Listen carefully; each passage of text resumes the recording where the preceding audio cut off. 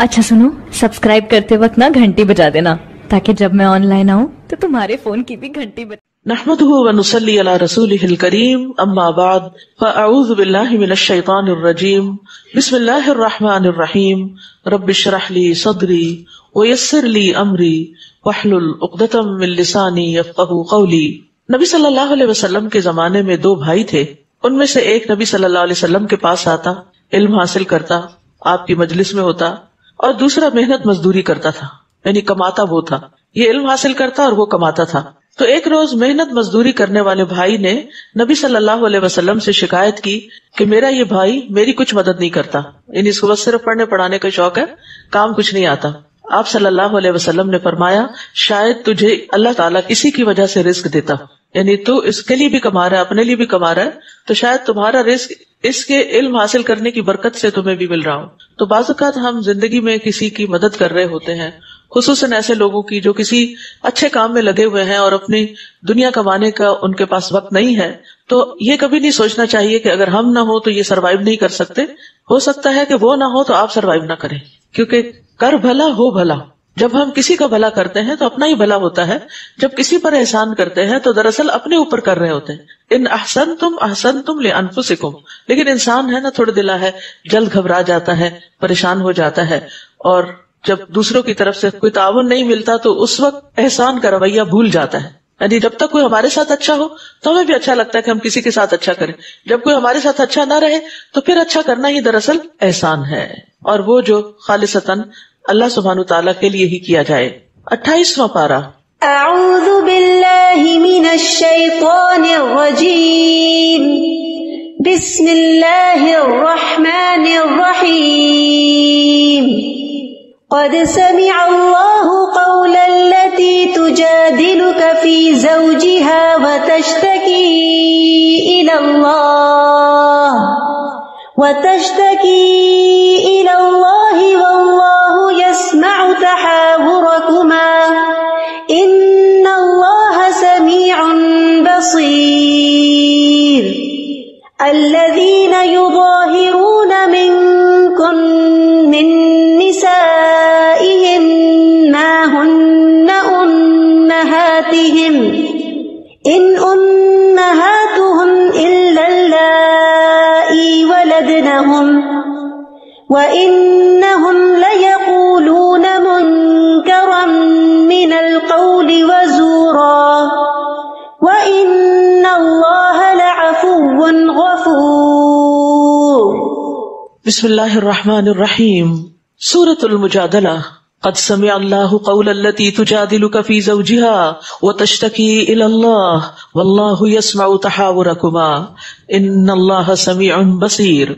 अल्लाह ने यकीनन उस औरत की बात सुन ली है जो अपने खाविंद के बारे में आपसे झगड़ रही है और अल्लाह के हुजूर शिकायत कर रही है, और अल्लाह तुम दोनों की गुफ्तगू सुन रहा है। बिलाशुबा अल्लाह सब कुछ सुनने वाला, देखने वाला है। ये आयत करीमा अंसार में से एक शख्स के बारे में नाजिल हुई जब उसने अपनी बीवी को तवील मुद्दत तक साथ रखने के बाद, साहिब औलाद होने के बाद अपने ऊपर हराम करार दे दिया था।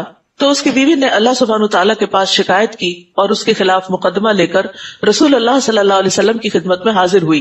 वो एक बूढ़ा शख्स था। उस खातून ने अल्लाह ताला और रसूल अल्लाह सल्लल्लाहु अलैहि वसल्लम के पास अपने हाल और उस शख्स के हाल के बारे में शिकवा किया, और बार बार किया और जुर्रत के साथ किया और उसको रिपीट किया। तो अल्लाह सुब्हानहू तआला ने फरमाया, क़द समिअ अल्लाहु क़ौलल्लती तुजादिलुका फ़ी ज़ौजिहा, कि ऐ पैगंबर सल्लल्लाहु अलैहि वसल्लम, जो औरत आपसे अपने शौहर के बारे में बहस और जिदाल कर रही थी, अल्लाह ताला से शिकायत कर रही थी, अल्लाह ताला ने उसकी इल्तिजा सुन ली, क्योंकि नबी सल्लल्लाहु अलैहि वसल्लम के पास उसके लिए कोई हल नहीं था उस वक्त। जब वो कहती थी कि क्या मैं अपने शौहर पर हराम हो चुकी हूँ, तो आप फरमाते थे कि मेरा ख्याल है कि तुम हराम हो चुकी हो। तो वो कहती कि मेरे छोटे छोटे बच्चे हैं, अगर मैं शौहर के सुपुर्द करूंगी तो वो तरबियत नहीं कर सकेगा, और अगर मैं उनको अपने साथ रखूंगी तो वो भूखे मर जाएंगे, मेरे लिए इसमें से कोई हल निकालिए।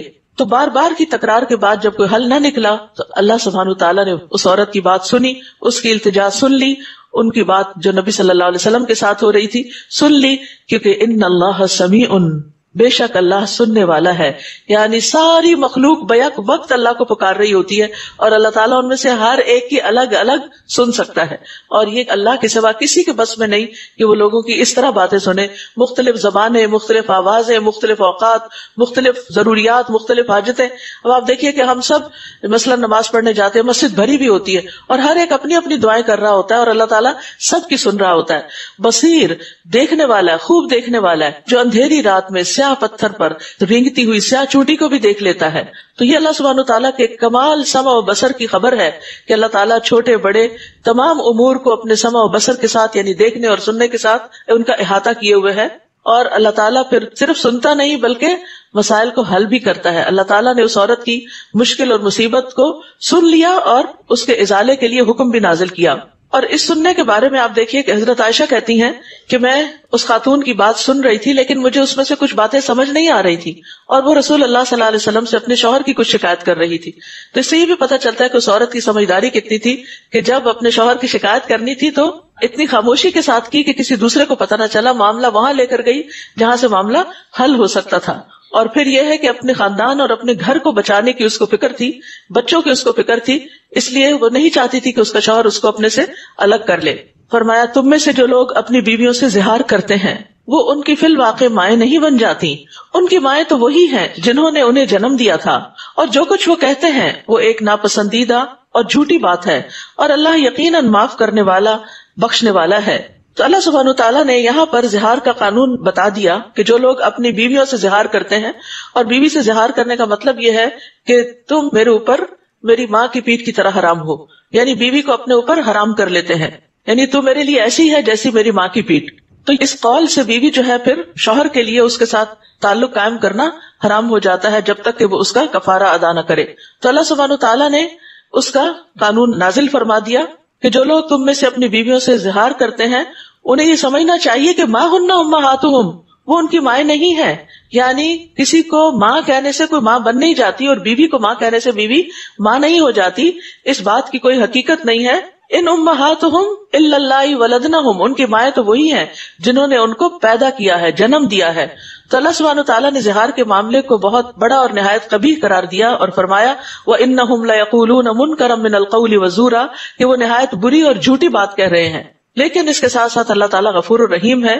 وَإِنَّ اللَّهَ لَعَفُوٌّ غَفُورٌ، کہ جو بھی ایسی کوئی مخالفت صادر ہوئی ہے جب انسان توبہ کر لیتا ہے تو پھر اللہ تعالیٰ اس کو بخش دیتا ہے، اس کے گناہوں کو معاف کر دیتا ہے. والذین یظاہرون من نسائہم ثم یعودون لما قالوا فتحریر رقبۃ من قبل ان یتماسا ذلکم توعظون بہ واللہ بما تعملون خبیر. اور جو لوگ اپنی بیویوں سے زہار کریں پھر اپنی کہی ہوئی بات سے رجوع کرنا چاہیں، یعنی اپنے الفاظ واپس لینا چاہیں، تو ایک دوسرے کو چھونے سے پہلے ایک غلام آزاد کرنا ہوگا. تمہیں اس بات کی نصیحت کی جاتی ہے اور جو کچھ تم کرتے ہو اللہ اس سے پوری طرح باخبر ہے. پھر اگر وہ غلام نہ پائے تو ایک دوسرے کو چھونے سے پہلے 2 ماہ کے مسلسل روزے رکھے، اور جو اس بات کی بھی قدرت نہ رکھتا ہو وہ 60 مسکینوں کو کھانا کھلائے. یہ حکم اس لیے کہ تم اللہ اور اس کے رسول پر ایمان لاؤ. یہ اللہ تعالیٰ کے مقرر کردہ ضابطے ہیں اور انکار کرنے والوں کے لیے دردناک عذاب ہے. تو گویا اللہ تعالیٰ کی حدود کو نافذ کرنا، اللہ تعالیٰ کے احکامات کی پیروی کرنا، یہ بھی ایمان کا حصہ ہے.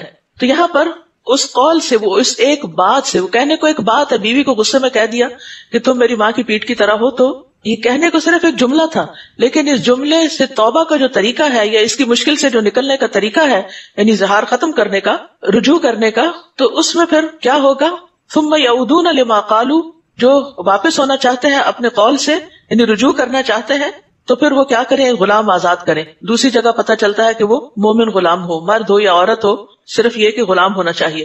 اس سے پہلے کہ وہ ایک دوسرے کو ہاتھ لگانے سے مراد صرف میاں بیوی کا ایک دوسرے کو ٹچ کرنا نہیں، مراد اس سے ہم بستری کرنا ہے.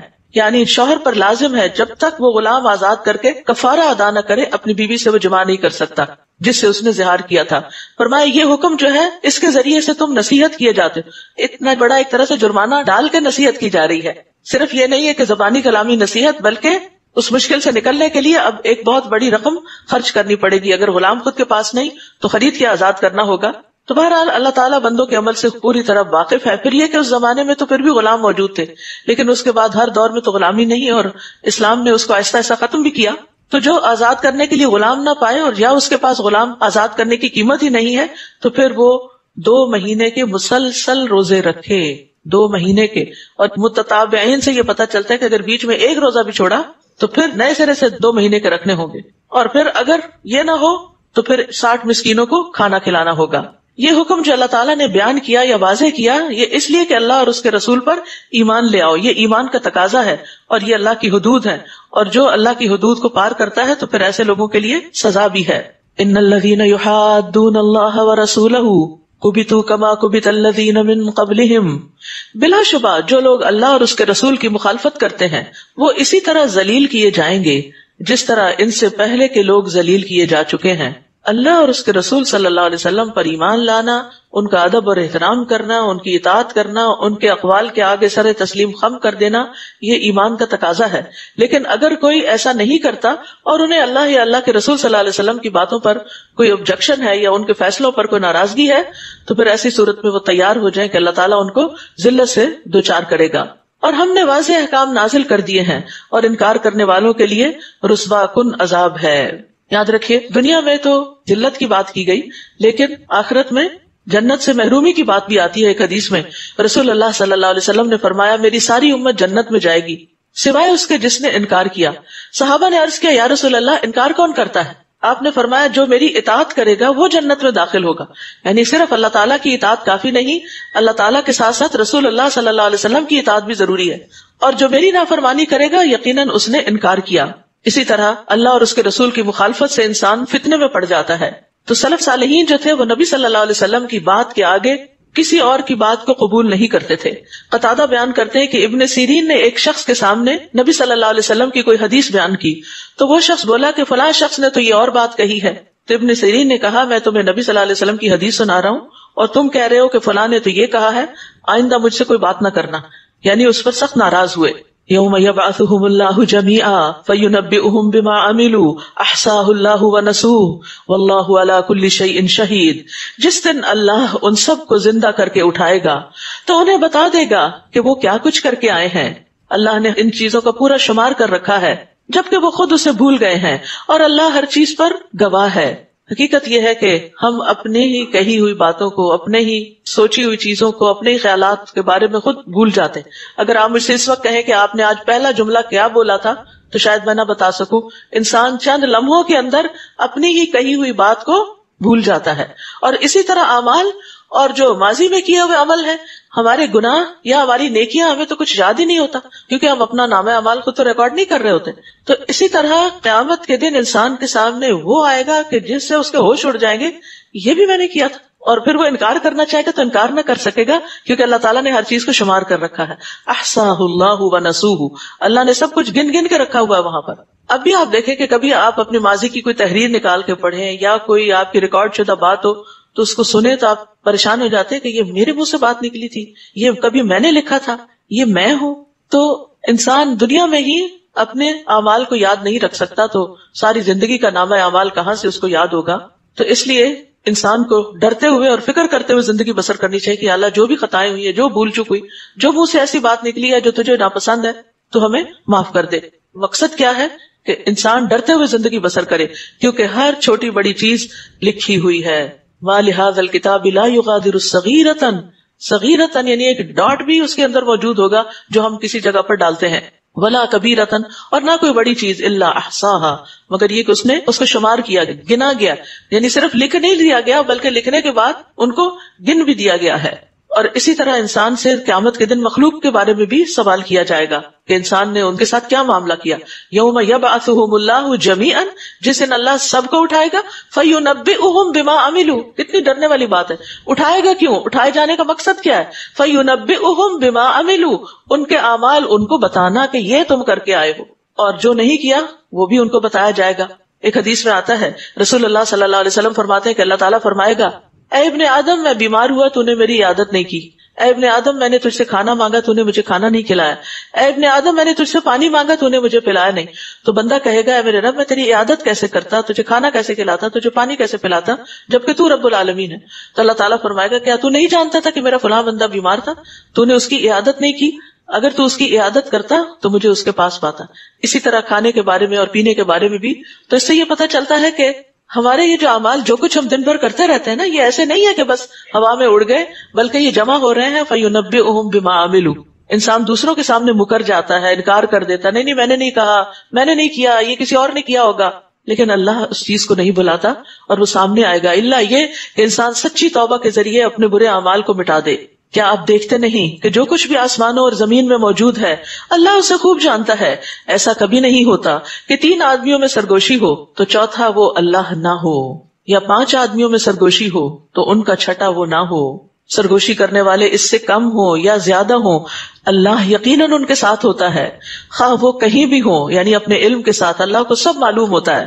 پھر وہ قیامت کے دن انہیں بتا بھی دے گا جو کچھ وہ کرتے رہے. دوبارہ وہی بات، ثم ينبئهم بما عملوا. یہ ہے ڈرنے کی بات. ثم ينبئهم بما عملوا. بلا شبہ اللہ ہر چیز کو خوب جاننے والا ہے. اور ہم اسی بات کو بھول جاتے ہیں کہ یہ ہمیں دوبارہ سامنے دکھایا جائے گا، ہمیں بتایا جائے گا. یہاں سرگوشی سے متعلق کچھ بات کی گئی ہے. ہمارے دین میں بنیادی طور پر کانا پوسی کرنا، کانوں میں باتیں کرنا، اور خصوصاً کسی مجلس میں بیٹھ کے 2 لوگوں کا آپس میں وسپر کر کر کے اسمائل کرنا، یہ ایک ناپسندیدہ حرکت ہے. ہاں الا یہ کہ کوئی شدید ضرورت ہو، کوئی نیکی کا کام ہو جو سب کے سامنے نمایاں نہ کرنا چاہتا ہو انسان، تو اس کی رخصت بھی ہے. لیکن یہ ہے کہ عمومی طور پر اس چیز سے منع کیا گیا ہے. خاص طور پر اگر مجلس میں 3 لوگ ہوں تو 2 آپس میں باتیں کرے اور تیسرے کو اکیلا چھوڑ دے، کیونکہ یہ چیز اس کو غمگین کرتی ہے.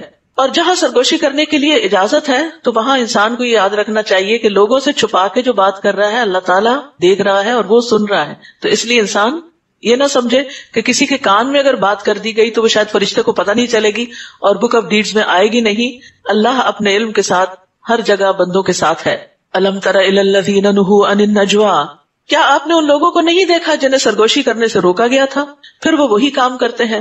مدینہ کے اندر جو منافقین تھے وہ بعض اوقات مسلمانوں کو دیکھتے تو آپس میں ایک دوسرے سے سرگوشیاں کر کے باتیں کرتے، اور مسلمانوں کو یہ ہوتا تھا کہ شاید یہ کسی آنے والے لشکر یا کہیں مسلمانوں کے اوپر کسی حملے وغیرہ سے متعلق یہ بات کر رہے ہیں. اور اس طرح مسلمان اپنے دل میں خوف محسوس کرتے تھے، یعنی ایک دوسرے سے کان میں بات کر کے پھر ہنستے تھے مسلمانوں پر. تو اللہ سبحانہ وتعالیٰ نے ان لوگوں کو اس سے روک دیا کہ کیا انہیں روکا نہیں گیا تھا، پھر وہ وہی کام کرتے ہیں جس سے انہیں روکا گیا تھا. یہ لوگ چھپ چھپ کر گناہ، سرکشی اور رسول کی نافرمانی سے متعلق باتیں کرتے ہیں. یہاں پر خاص طور پر آپ دیکھیے، گناہ اور سرکشی تو بہت سے لوگ کرتے ہیں، لیکن یہ باتیں کرنا کہ رسول اللہ صلی اللہ علیہ وسلم کی ہم فلاں بات مانیں گے نہیں، یہ ایک بہت بڑا جرم تھا. اور جب آپ کے پاس آتے ہیں تو آپ کو ایسے طریقے سے سلام کہتے ہیں جس طرح اللہ نے آپ کو سلام نہیں کہا. یعنی یہود خاص طور پر آپ کی مجلسوں میں آ کر آپ کو السلام علیکم کہنے کی بجائے السلام علیکم کہتے، جس کا مطلب تھا کہ نعوذ باللہ آپ پر موت واقع ہو. اور اپنے دلوں میں کہتے ہیں کہ جو کچھ ہم کہتے ہیں اس پر اللہ ہمیں سزا کیوں نہیں دیتا، یعنی ہم پیغمبر کے ساتھ اتنی بڑی بری حرکت کر لیتے ہیں تو ہمارا کچھ نہیں جاتا، تو اس پر اور دلیر بھی ہو جاتے تھے. ایسے لوگوں کو جہنم کافی ہے جس میں یہ داخل ہوں گے، سو ان کا انجام کیسا برا ہے. سلام جو ہے یہ اسلام کی نمایاں خصوصیت ہے. سلام اللہ کا نام بھی ہے، مسلمان کا مسلمان پر حق بھی ہے. مسلمان کی گفتگو کا آغاز سلام ہی سے ہونا چاہیے. سلام میں پہل کرنے والا افضل ہوتا ہے. آپ جس کو نہ جانتے ہو اس کو بھی سلام کریں، اور سلام کے ذریعے انسان خوب خوب نیکیاں بھی کما سکتا ہے. یعنی آپ سلام کرتے ہیں 10 نیکیاں مل جاتی ہیں. اور اسی طرح یہ ہے کہ اگر السلام علیکم ورحمۃ اللہ کہتے ہیں تو 20، اور برکاتہ کا اضافہ کرتے ہیں تو 30. دعا بھی ہو جاتی ہے اور نیکیوں میں بھی اضافہ ہوتا ہے. اور سلام میں بخل کرنے والا یعنی دوسروں کو سلام نہ کرنے والا سب سے بڑا بخیل ہے. اور بخیلی جو ہے یہ ایک بدترین عادت ہے. یا ایھا الذین آمنوا اذا تناجیتم فلا تتناجوا بالاثم والعدوان ومعصیۃ الرسول وتناجوا بالبر والتقوى واتقوا اللہ الذی الیہ تحشرون. اے ایمان والو، جب تم سرگوشی کرو تو گناہ، سرکشی اور رسول کی نافرمانی سے متعلق سرگوشی نہ کیا کرو. یعنی آپس میں ان باتوں پر ایک دوسرے کے کانوں میں باتیں مت کرو اور سازشیں مت کرو، بلکہ سرگوشی کرو تو نیکی اور تقوی کے متعلق کیا کرو، اور اللہ سے ڈرتے رہو جس کے ہاں تم اکٹھے کیے جاؤ گے. بلا شبہ سرگوشی کرنا شیطان کا کام ہے تاکہ ان لوگوں کو غمزدہ کر دے جو ایمان لائے ہیں، حالانکہ اللہ کے اذن کے بغیر وہ کچھ نہیں بگاڑ سکتے، اور ایمان والوں کو تو اللہ ہی پر بھروسہ کرنا چاہیے. پھر فرمایا یا ایھا الذین آمنوا اذا قیل لکم تفسحوا فی المجالس فافسحوا یفسح اللہ لکم واذا قیل انشزوا فانشزوا یرفع اللہ الذین آمنوا منکم والذین اوتوا العلم درجات واللہ بما تعملون خبیر. اے ایمان والو، جب تمہیں کہا جائے کہ مجلسوں میں کھل کے بیٹھو تو کھل کے بیٹھو، یعنی دوسروں کے لیے جگہ بناؤ تو جگہ بنا دیا کرو. اللہ تمہارے لیے کشادگی پیدا کرے گا. اور اس موقع سے فائدہ اٹھاتے ہوئے میں درخواست کروں گی کہ پیچھے اینڈ تک جگہ پر ہو چکی ہے, تھوڑا تھوڑا آگے کو کھسک جائے, سارے تھوڑی سی جگہ بنا دے. تفسحوا, اور اس کا فائدہ کیا ہوگا؟ یفسح اللہ لکم, اللہ تمہارے لیے کشادگی پیدا کرے گا, دنیا اور آخرت میں فراخی پیدا کرے گا, رزق میں, مال میں, اولاد میں, قبر میں, جہاں جہاں انسان چاہتا ہے کہ اس کے لیے کوئی جگہ بنا دے اس کو جگہ مل جائے. کیونکہ ہر وقت ہم ہی جگہ دینے والے نہیں ہوتے, بلکہ بہت دفعہ دوسروں کے پاس چانس ہوتا ہے اور انہیں ہمیں جگہ دینی ہوتی ہے. تو اس لیے اللہ تعالیٰ کے اس حکم پر عمل کرتے ہوئے, اللہ کے وعدے کا یقین رکھتے ہوئے اس نعمت کو حاصل کرو اور اس خوشخبری کو پالو. اور کبھی ایسا بھی ہوتا ہے کہ کوئی انسان غلط جگہ بیٹھ جاتا ہے اور وہ وہاں سے لوگوں کا راستہ بلاک کر دیتا ہے. تو ایسے میں جب کہا جائے کہ اٹھ جاؤ, یعنی یہ راستہ ہے یہاں نہیں بیٹھو, تو ناراض نہیں ہو, برا نہیں منائے, یا کسی اور کے لیے جگہ ریزروڈ ہے تو اس جگہ پر اسی کو بیٹھنے دیں, کسی اور کی جگہ پر نہ بیٹھے. تو ایسی باتوں میں انسان کو دل بڑا کرنا چاہیے. اور فرمایا کہ انسان کی ان باتوں سے عزت میں کمی نہیں ہوتی کہ کسی کو آگے کر دیا یا پیچھے کر دیا یا کھڑا کر دیا یا بٹھا دیا یا اس کی جگہ تبدیل کر دی مجلس کی ضرورت کے تحت. اصل بات یہ ہے کہ تم میں سے جو لوگ ایمان لائے ہیں اور جنہیں علم دیا گیا ہے, اللہ تعالیٰ ان کے درجے بلند کرے گا. یعنی جس کا جتنا ایمان کا درجہ بڑا ہوگا اللہ کی نگاہ میں اس کا اتنا ہی درجہ بلند ہوگا, اور جس کا جتنا زیادہ علم میں درجہ بڑا ہوگا اللہ کے ہاں اس کا اتنا ہی درجہ بلند ہوگا. یعنی کسی خاص جگہ پر بیٹھنے سے درجہ بلند نہیں ہوتا, درجوں کی بلندی کے لیے ایمان اور علم شرط ہے. اور جو کچھ تم کرتے ہو اللہ اس سے پوری طرح باخبر ہے. یعنی ہمیں اچھی طرح یاد رکھنا چاہیے کہ ہم تھوڑے سی بھی دل میں تنگی محسوس کرتے ہیں یا تھوڑے سی بھی دوسرے کے لیے جگہ بنا دیتے, کسی کو نہیں پتا چلتا, حتیٰ کہ جس کے لیے ہم کر رہے ہیں اس کو بھی نہیں پتا چلا, لیکن اللہ سبحانہ وتعالیٰ کو پتا چل جاتا ہے اور وہ تمہیں اس کی جزا دے گا. اسی طرح یہ بھی ہے کہ مجلس میں بہت لیٹ نہیں آنا چاہیے اور پھر لیٹ آ کر لوگوں کی گردنیں نہیں پھلانگنی چاہیے تاکہ دوسروں کو تکلیف نہ ہو. یا ایھا الذین آمنوا اذا ناجیتم الرسول فقدموا بین یدی نجواکم صدقہ, اے ایمان والو جب تم رسول سے سرگوشی کرنا چاہو تو اپنی سرگوشی سے پہلے صدقہ کیا کرو, یہ تمہارے لیے بہتر اور پاکیزہ تر بات ہے. ہاں اگر تم صدقہ دینے کے لیے کچھ نہ پاؤ تو بلا شبہ اللہ بخشنے والا رحم کرنے والا ہے. یعنی ہمارے دین میں بڑی وسعت ہے. یعنی اللہ سبحانہ وتعالیٰ ایک حکم بھی دیتا ہے لیکن اس کے ساتھ ساتھ جو شخص معذور ہو یا جس کا ایک جینوئن ریزن ہو اس کو ایگزمپٹ بھی کر دیتا ہے. یہ آیت جو ہے یہ منسوخ ہو چکی ہے. کیا تم اس بات سے ڈر گئے کہ اپنی سرگوشی سے پہلے صدقے ادا کرو, پھر جب تم نے ایسا نہیں کیا اور اللہ نے بھی تمہیں اس سے معاف کر دیا تو اب نماز قائم کرو اور زکوٰۃ دو اور اللہ اور اس کے رسول کی اطاعت کرو, اور جو کچھ تم کرتے ہو اللہ اس سے پوری طرح باخبر ہے. کیا آپ نے ان لوگوں کو نہیں دیکھا جنہوں نے ایسے لوگوں کو دوست بنایا جن پر اللہ کا غضب ہوا, نہ تو وہ تم میں سے ہیں, اشارہ ہے منافقین کی طرف, نہ ہی ان میں سے, یعنی نہ تمہارے مخلص ہیں, نہ تمہارے دوست ہیں, نہ ان کے دوست ہیں, اور وہ جانتے بوجھتے جھوٹی باتوں پر قسمیں کھاتے ہیں. اللہ نے ان کے لیے سخت عذاب تیار کر رکھا ہے. بلا شبہ جو کچھ یہ کر رہے ہیں بہت برا ہے. انہوں نے اپنی قسموں کو ڈھال بنا رکھا ہے جس کی آڑ میں وہ لوگوں کو اللہ کی راہ سے روکتے ہیں, لہٰذا ان کے لیے رسوا کن عذاب ہوگا. اللہ کے سامنے نہ ان کے مال کچھ کام آئیں گے اور نہ اولاد. یہی لوگ اہل دوزخ ہیں جس میں وہ ہمیشہ رہیں گے. جس دن اللہ ان سب کو اٹھائے گا تو اس کے سامنے بھی ایسے ہی قسمیں کھائیں گے جیسے تمہارے سامنے کھاتے ہیں, اور یہ سمجھیں گے کہ اس طرح ان کا کچھ کام بن جائے گا. سن لو یہی جھوٹے لوگ ہیں, شیطان ان پر مسلط ہو گیا ہے جس نے انہیں اللہ کا ذکر بھلا دیا ہے. یاد رکھیے غفلت جو ہے یہ شیطان کی طرف سے ہوتی ہے. انسان کا اپنا قصور بھی ہوتا ہے, یعنی نسیان جو ہوتا ہے وہ تو قدرتی سی بات ہے, لیکن غفلت میں انسان کا اپنا قصور بھی ہوتا ہے. تو یہاں پر غفلت کی وجہ سے شیطان مسلط ہوتا ہے, اور جب شیطان مسلط ہو جاتا ہے تو پھر وہ اللہ کا ذکر بھلواتا ہے. تو اس لیے ہمیں کانشیس رہنا چاہیے, چوکنا رہنا چاہیے. یہی لوگ شیطان کی پارٹی ہے. سن لو شیطان کی پارٹی کے لوگ ہی خسارہ اٹھانے والے ہیں جو لوگ اللہ اور اس کے رسول کی مخالفت کرتے ہیں. یقیناً یہی لوگ ذلیل ترین ہیں. اللہ اکبر, بہت ڈرنے کی بات ہے. اللہ تعالیٰ کی مخالفت اور اللہ کے رسول کی مخالفت, یعنی ان کی بات کے آگے اپنی عقل کی تعویلیں پیش کرنا, ان باتوں کو ٹویسٹ کر دینا, ان باتوں کا کوئی من مانا مطلب نکال دینا, یا ان باتوں کو کہنا کہ یہ تو بہت پرانی باتیں ہیں اور آج کے دور میں نہیں چلتی. ان سب چیزوں سے ڈرنا چاہیے, کیونکہ اللہ سبحانہ تعالیٰ نے جس کو اپنا رسول بنا کر بھیجا اس پر اعتماد کیا تو, اور اس نے جو کچھ کہا اور جو کچھ صحیح اوتھینٹک سورسز سے ثابت ہے اس کو نہ ماننا ایک بہت بڑی علمی خیانت بھی ہوتی ہے اور اللہ تعالیٰ کی ناراضگی کا باعث بھی بنتی ہے. اور یہاں پر بار بار ذلت کی بات کی گئی ہے کہ جو لوگ اللہ اور اس کے رسول کی مخالفت کرتے ہیں اولئک فی الاذلین، یہی لوگ ذلیل ترین ہیں. کتب اللہ لاغلبن انا ورسلی ان اللہ قوی عزیز، اللہ نے لکھ رکھا ہے کہ میں اور میرے رسول ہی غالب رہیں گے، بلا شبہ اللہ بڑا زور آور اور غالب ہے. اور یہ حقیقت ہے، 1400 سال سے ایسی کوششیں ہر دور میں ہوتی رہی ہیں کہ لوگوں نے قرآن و سنت کی مخالفت کی، اسلام کے خلاف سخت قسم کا پروپیگنڈا ہوتا رہا، لیکن الحمدللہ آج بھی دین اپنی اصل شکل میں موجود ہے. جو اس سے فائدہ اٹھائے ان صاف چشموں سے، وہ چشمے آج بھی اویلیبل ہیں، اگرچہ ان کو گدلا کرنے کی ہمیشہ کوشش کی جاتی رہی ہے. اور پھر آخرت میں تو ظاہر ہے کہ فیصلہ اللہ ہی کا ہوگا، غالب تو اللہ ہی رہے گا. جو لوگ اللہ اور آخرت کے دن پر یقین رکھتے ہیں، آپ کبھی انہیں ایسا نہ پائیں گے کہ وہ ایسے لوگوں سے دوستی کریں جو اللہ اور اس کے رسول کی مخالفت کرتے ہوں. یعنی ایسے لوگ دوستی کے قابل بھی نہیں، ان کی صحبت اختیار نہیں کرنی چاہیے، کیونکہ اس سے انسان کے اندر بگاڑ آنے کا اندیشہ ہے.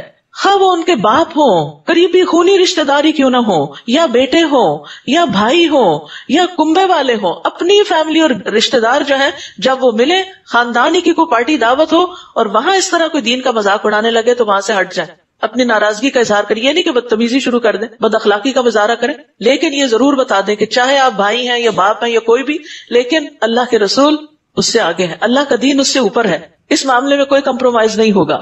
یہی لوگ ہیں یعنی جو ایسے موقع پر اپنی ریزسٹنس دکھائیں اور ناراضگی کا اظہار کریں، تو یہی لوگ ہیں جن کے دلوں میں اللہ نے ایمان ثبت کر دیا. یہ ایمان کی علامت ہے، اور اپنی طرف سے ایک روح کے ذریعے انہیں قوت بخشی ہے. یعنی اس وقت انسان گھبرا رہا ہوتا ہے، یہ تو بڑے ہیں، یہ بزرگ ہیں، یہ انکل ہیں، یہ فلاں ہیں، یہ بڑے پڑھے لکھے ہیں، یہ تو بڑے قابل ہیں، یہ بڑے ذہین ہیں. بعض اوقات ذہین لوگوں سے ہی ایسی چیزیں بڑی ہوتی ہیں کیونکہ وہ اوور کانفیڈنٹ ہو جاتے ہیں اور وہ نعوذ باللہ اللہ اور اس کے رسول کو بھی چیلنج کر دیتے ہیں، قرآن کی آیتوں کو چیلنج کر رہے ہوتے ہیں، مذاق اڑا رہے ہوتے ہیں، یا پھر حدیثوں کا مذاق اڑا رہے ہوتے ہیں. تو ایسے موقع پر انسان کو ڈرنا نہیں چاہیے، کیونکہ اللہ سبحانہ وتعالیٰ کی حفاظت ان کے ساتھ ہوتی ہے، اور اللہ تعالیٰ نے اپنی طرف سے ایک روح کے ذریعے انہیں قوت بخشی ہے. اللہ انہیں ایسے باغوں میں داخل کرے گا جن کے نیچے نہریں بہ رہی ہوں گی، وہ ان میں ہمیشہ رہیں گے. اللہ ان سے راضی ہو گیا اور وہ اس سے راضی ہوئے. یہی اللہ کا گروہ ہے. سن لو، اللہ کے گروہ کے لوگ ہی فلاح پانے والے ہیں، کامیاب ہونے والے ہیں. یعنی اللہ کی رضا کے لیے لوگوں سے ناراض ہونے پر یہ خوبصورت عوض ہے. کیونکہ بعض اوقات ہم یہ کہتے ہیں نا کہ سارے ہی ہم سے خوش رہیں، راضی رہیں، کوئی ہم سے ناراض نہ ہو، کوئی ہمارے بارے میں یہ نہ سوچے کہ ہم بہت تنگ دل ہیں یا تنگ نظر ہیں یا بائسڈ ہیں. نہیں، جہاں اللہ اور اس کے رسول کی بات آ جائے وہاں پر کوئی تنگ نظری کی بات نہیں ہے، کوئی باعث ہونے کی بات نہیں. حق صاف صاف کھلا کھلا واضح ہے، جو غلط ہے وہ غلط ہے، اس کو صحیح نہیں کہا جا سکتا، ورنہ دوسری طرف اللہ اور اس کے رسول کی ناراضگی مول لینے والی بات ہے. اور اگر کوئی شخص اللہ کو راضی کرتا ہے اور اس کی پرواہ نہیں کرتا کہ کوئی اور اس سے راضی ہے یا نہیں، تو پھر اللہ تعالیٰ اپنی طرف سے دائمی نعمتیں اس کو عطا کرے گا. سورۃ الحشر. اعوذ باللہ من الشیطان الرجیم، بسم اللہ الرحمن الرحیم. سبح للہ ما فی السماوات وما فی الارض وهو العزیز الحکیم. هو الذي أخرج الذين كفروا من أهل الكتاب من ديارهم لأول الحشر ما ظننتم أن يخرجوا وظنوا أنهم مانعتهم حصونهم من الله فأتاهم الله من حيث لم يحتسبوا وقذف في قلوبهم الرعب يخربون بيوتهم بأيديهم وأيدي المؤمنين فاعتبروا يا أولي الأبصار. بسم اللہ الرحمن الرحیم. سورۃ الحشر. سبح للہ ما فی السماوات وما فی الارض وهو العزیز الحکیم. آسمانوں اور زمین میں موجود تمام مخلوق اللہ کی تسبیح کر رہی ہے. کیا آپ نہ کریں گے؟ کریے. سبحان اللہ و بحمدہ سبحان اللہ العظیم. اور وہی غالب ہے، حکمت والا ہے. تسبیح کی اہمیت تقریباً ہر پارے میں کسی نہ کسی طرح بیان ہوئی ہے. اب تک ہمیں تسبیح کرنے کی عادت ہو جانی چاہیے. تسبیح تمام مخلوق کے رزق کی کنجی ہے. تسبیح کرنا صدقہ ہے. ایک بار تسبیح پڑھنے سے زمین و آسمان بھر جاتے ہیں. تسبیح کرنا، سبحان اللہ کہنا 100 بار سورج طلوع ہونے اور غروب ہونے سے 100 اونٹوں سے افضل عمل ہے. تسبیح کرنے سے جنت میں درخت لگتے ہیں. نبی صلی اللہ علیہ وسلم سونے سے پہلے مسلسل تسبیح کیا کرتے تھے. وہی تو ہے جس نے پہلے ہی حملے میں اہل کتاب کافروں کو ان کے گھروں سے باہر نکال دیا. غزوہ بنو نذیر کی طرف اشارہ ہے. تمہیں یہ خیال بھی نہ تھا کہ وہ اپنے گھروں سے نکل جائیں گے، اور وہ بھی یہ یقین کیے بیٹھے تھے کہ ان کے قلعے انہیں اللہ کی گرفت سے بچا لیں گے. مگر اللہ نے ایسے رخ سے انہیں آ لیا جس کا انہیں گمان بھی نہ تھا، اور ان کے دلوں میں ایسا رعب ڈال دیا کہ وہ خود ہی اپنے گھروں کو برباد کرنے لگے اور مسلمانوں کے ہاتھوں بھی کروانے لگے۔ پس اے اہل بصیرت، عبرت حاصل کرو۔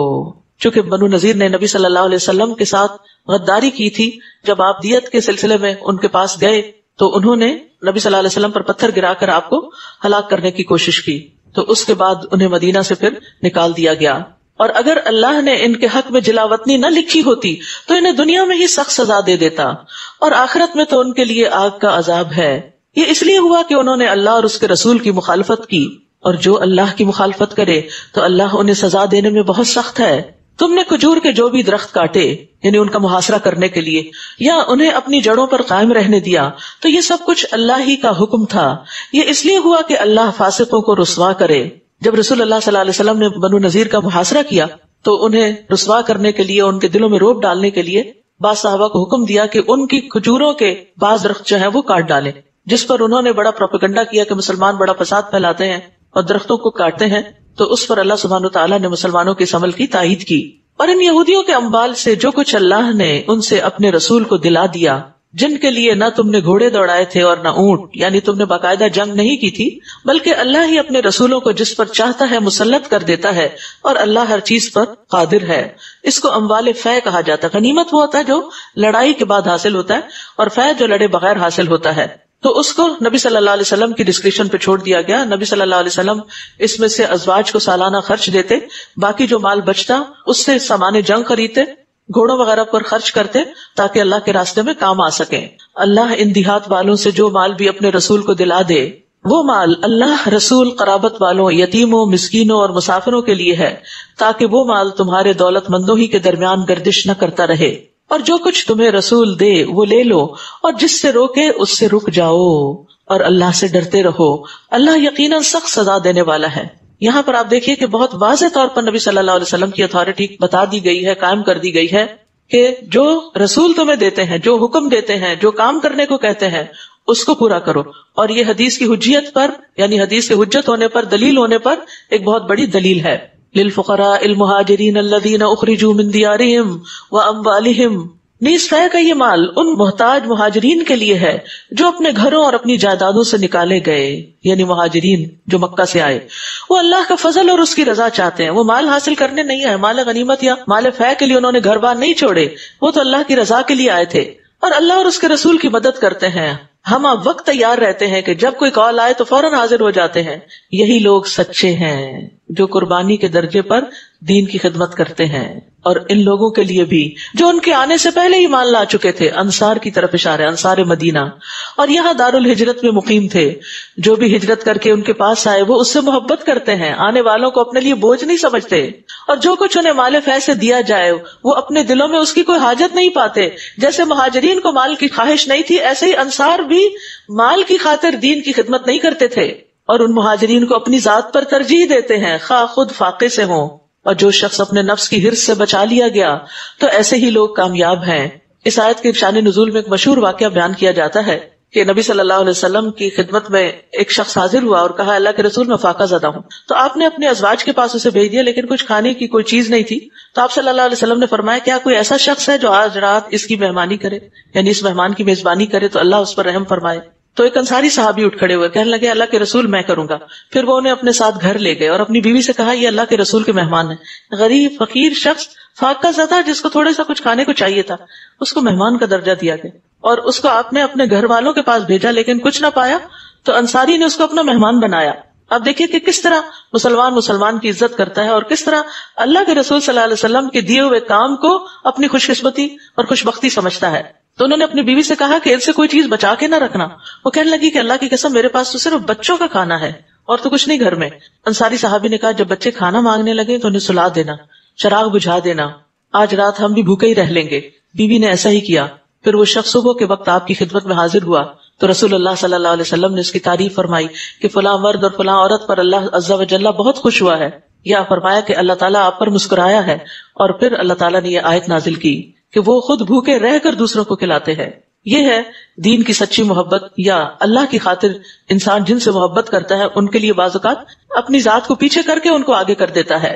وَمَن يُوقَ شُحَّ نَفْسِهِ فَأُولَٰئِكَ هُمُ الْمُفْلِحُونَ، اور جو اپنے نفس کے شح سے، تنگی سے، بخیلی سے، ہرس سے، لالچ سے بچا لیا گیا تو ایسے ہی لوگ دراصل کامیاب ہونے والے. بات یہ ہے کہ اپنے نفس کے خلاف جہاد اور اپنے نفس کے خلاف کوشش جو ہے یہ مشکل کام ہے کہ انسان بعض اوقات دوسروں کو بہت کچھ سمجھاتا ہے اور کہتا ہے، لیکن جب بات اپنے پہ آتی ہے تو عمل سے پیچھے رہ جاتا ہے. تو شح کا علاج کیا ہے؟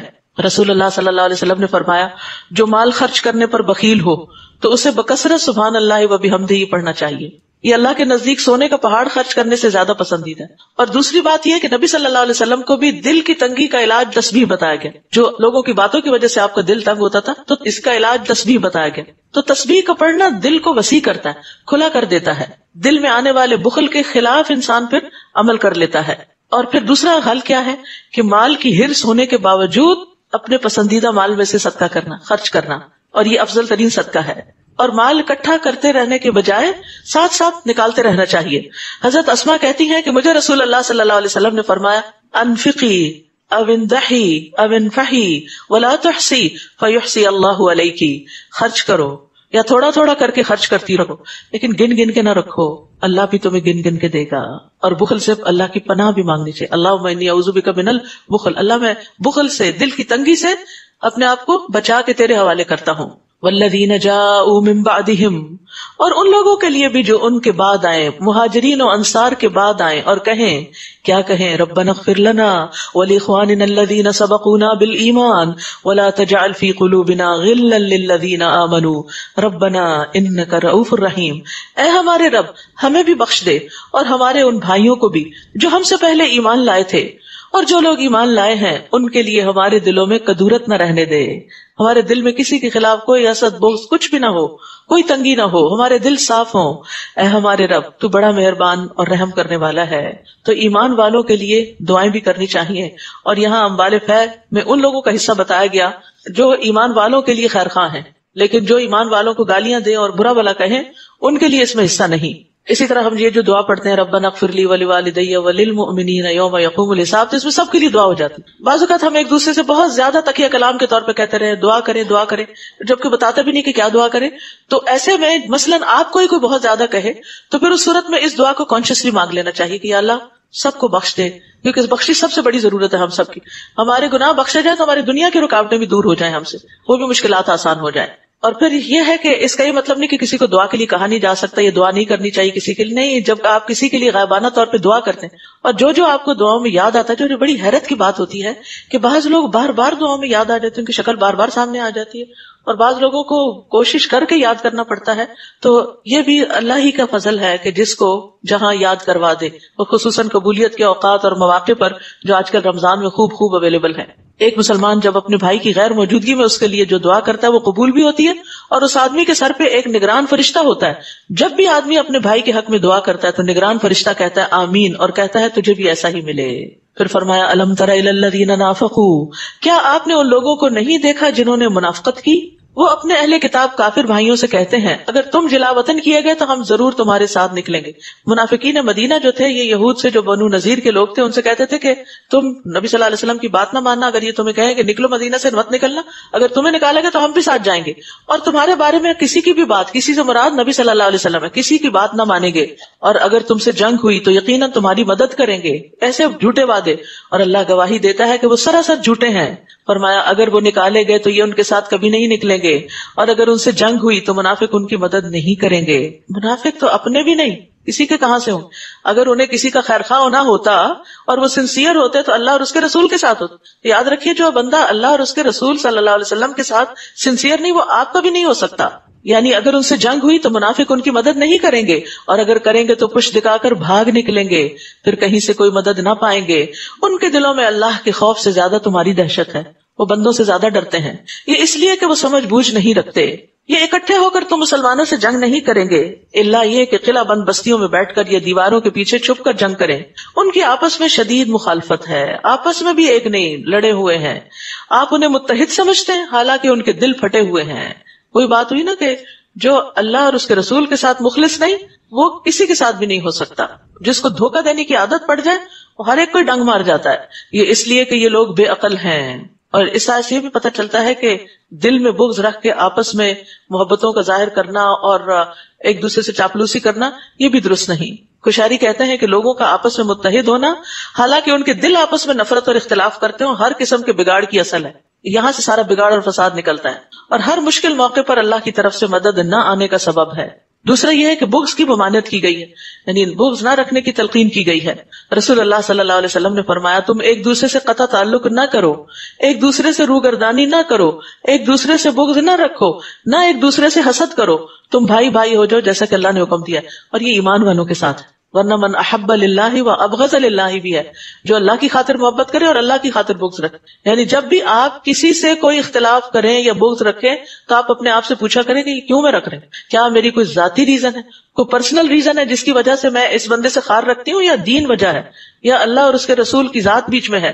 تو دین کی وجہ سے جو ضد ہوگی وہ تو اپنی جگہ ہے، لیکن اس کے علاوہ کسی مومن کے ساتھ، کسی سچے مخلص انسان کے ساتھ انسان کو چھوٹی موٹی اختلافات اور چھوٹی موٹی ناپسندیدہ چیزوں کی بنا پر نفرت نہیں پال لینی چاہیے، کیونکہ آپس کی عداوت جو ہے یہ دین کو مونڈ دینے والی. خصوصاً وہ لوگ جن کے درمیان کوئی خون کی رشتہ داریاں نہ ہوں، وہ کسی اچھے کاز کے لیے اکٹھے ہوئے ہوں، تو ان کے دل ایک دوسرے کی طرف سے صاف ہونے چاہیے. تو اگر جڑیں مضبوط ہوگی تو پھر پودا بھی مضبوط ہوگا. ان کا حال ان لوگوں کا سا ہے جو ان سے تھوڑی مدت پہلے اپنے کیے کا مزہ چکھ چکے ہیں، اور ان کے لیے دردناک عذاب ہے. ان منافقوں کی مثال شیطان جیسی ہے کہ وہ انسان سے کہتا ہے کہ کفر کر، جب وہ کفر کر بیٹھتا ہے تو کہتا ہے میں تجھ سے بری ذمہ ہوں، میں تو اللہ رب العالمین سے ڈرتا ہوں. پھر ان دونوں کا انجام یہ ہوتا ہے کہ وہ ہمیشہ کے لیے دوزخ میں رہیں گے، اور یہی ظالموں کی سزا ہے. یا ایھا الذین آمنوا اتقوا اللہ ولتنظر نفس ما قدمت لغد واتقوا اللہ ان اللہ خبیر بما تعملون. اے ایمان والو، اللہ سے ڈرو، اور ہر ایک کو یہ دیکھنا چاہیے، ہر ایک کو، ہم میں سے ہر ایک کو، کہ اس نے کل کے لیے کیا سامان کیا ہے. دنیا کا کل نہیں، اس کے لیے تو ہم سخت غم رکھتے ہیں اور فکر کرتے رہتے ہیں. آخرت کی کل، اپنی قبر کے لیے کیا تیاری کی ہے اور اپنی آخرت کے لیے کیا تیاری کی ہے، اور اللہ سے ڈرتے رہو. یہاں پر اتقوا اللہ اور واتقوا اللہ 2 دفعہ آیا، اور درمیان میں جو حکم دیا گیا اللہ کے ڈر کے، وہ کیا ہے؟ ہر شخص کو یہ دیکھنا چاہیے کہ کل کے لیے کیا کر رہا ہے. ہم میں سے ہر ایک کو دیکھتے رہنا چاہیے کہ ہم نے اپنی آخرت کے لیے کیا جمع کر رکھا ہے، اور جو کچھ تم کرتے ہو اللہ یقیناً اس سے پوری طرح باخبر ہے. تو یہاں نوے عمل میں جلدی کی ترغیب دی گئی ہے، یعنی انسان کو اس میں تاخیر نہیں کرنی چاہیے، کیونکہ نہیں پتا کل کا دن کیسا دن ہو. وما تدری نفس ماذا تکسب غدا. آج جو اپرچونٹی ہے، آج اس وقت جو موقع ہے وہ کر لیں، کل پہ بات نہ چھوڑیں، کیونکہ کل کا نہیں پتا کہ ہمیں یہ موقع ملے یا نہ ملے. تو آخرت کی تیاری کرتے کرتے زندگی بسر کرنی چاہیے. زندگی کا ہر دن آخرت کی تیاری کے لیے وقف ہونا چاہیے. اور وہ تیاری کیا ہے؟ قیامت کے دن کے 5 سوالوں کی تیاری. اس عمر کے بارے میں کہ کہاں صرف کی، جوانی کے بارے میں کہاں استعمال کیا، مال کے بارے میں کہاں سے کمایا، کہاں لگایا، اور جو کچھ سیکھا اس پر عمل کتنا کیا. اور یہی نیک اعمال ہوں گے جو کل قبر میں ہمارے کام آئیں گے.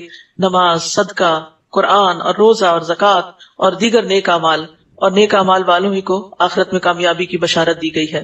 والذین آمنوا وعملوا الصالحات اولئک اصحاب الجنہ ہم فیہا خالدون.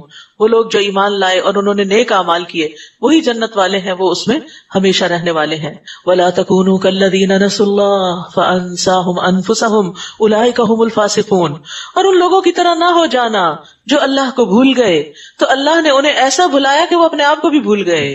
استغفر اللہ. یہ بہت ہی خطرناک سچویشن ہے، خطرناک کنڈیشن ہے کہ جس میں انسان اپنا آپ بھول جائے. یہی لوگ فاسق ہیں. یعنی جب انسان اللہ کو بھولتا ہے، اللہ کے ذکر سے غفلت اختیار کرتا ہے، یا اللہ نے جس کام کے لیے پیدا کیا جو ہمارا مقصد زندگی ہے، جب انسان اس کو فراموش کرتا ہے تو پھر انسان دراصل اپنا ہی نقصان کر رہا ہوتا ہے.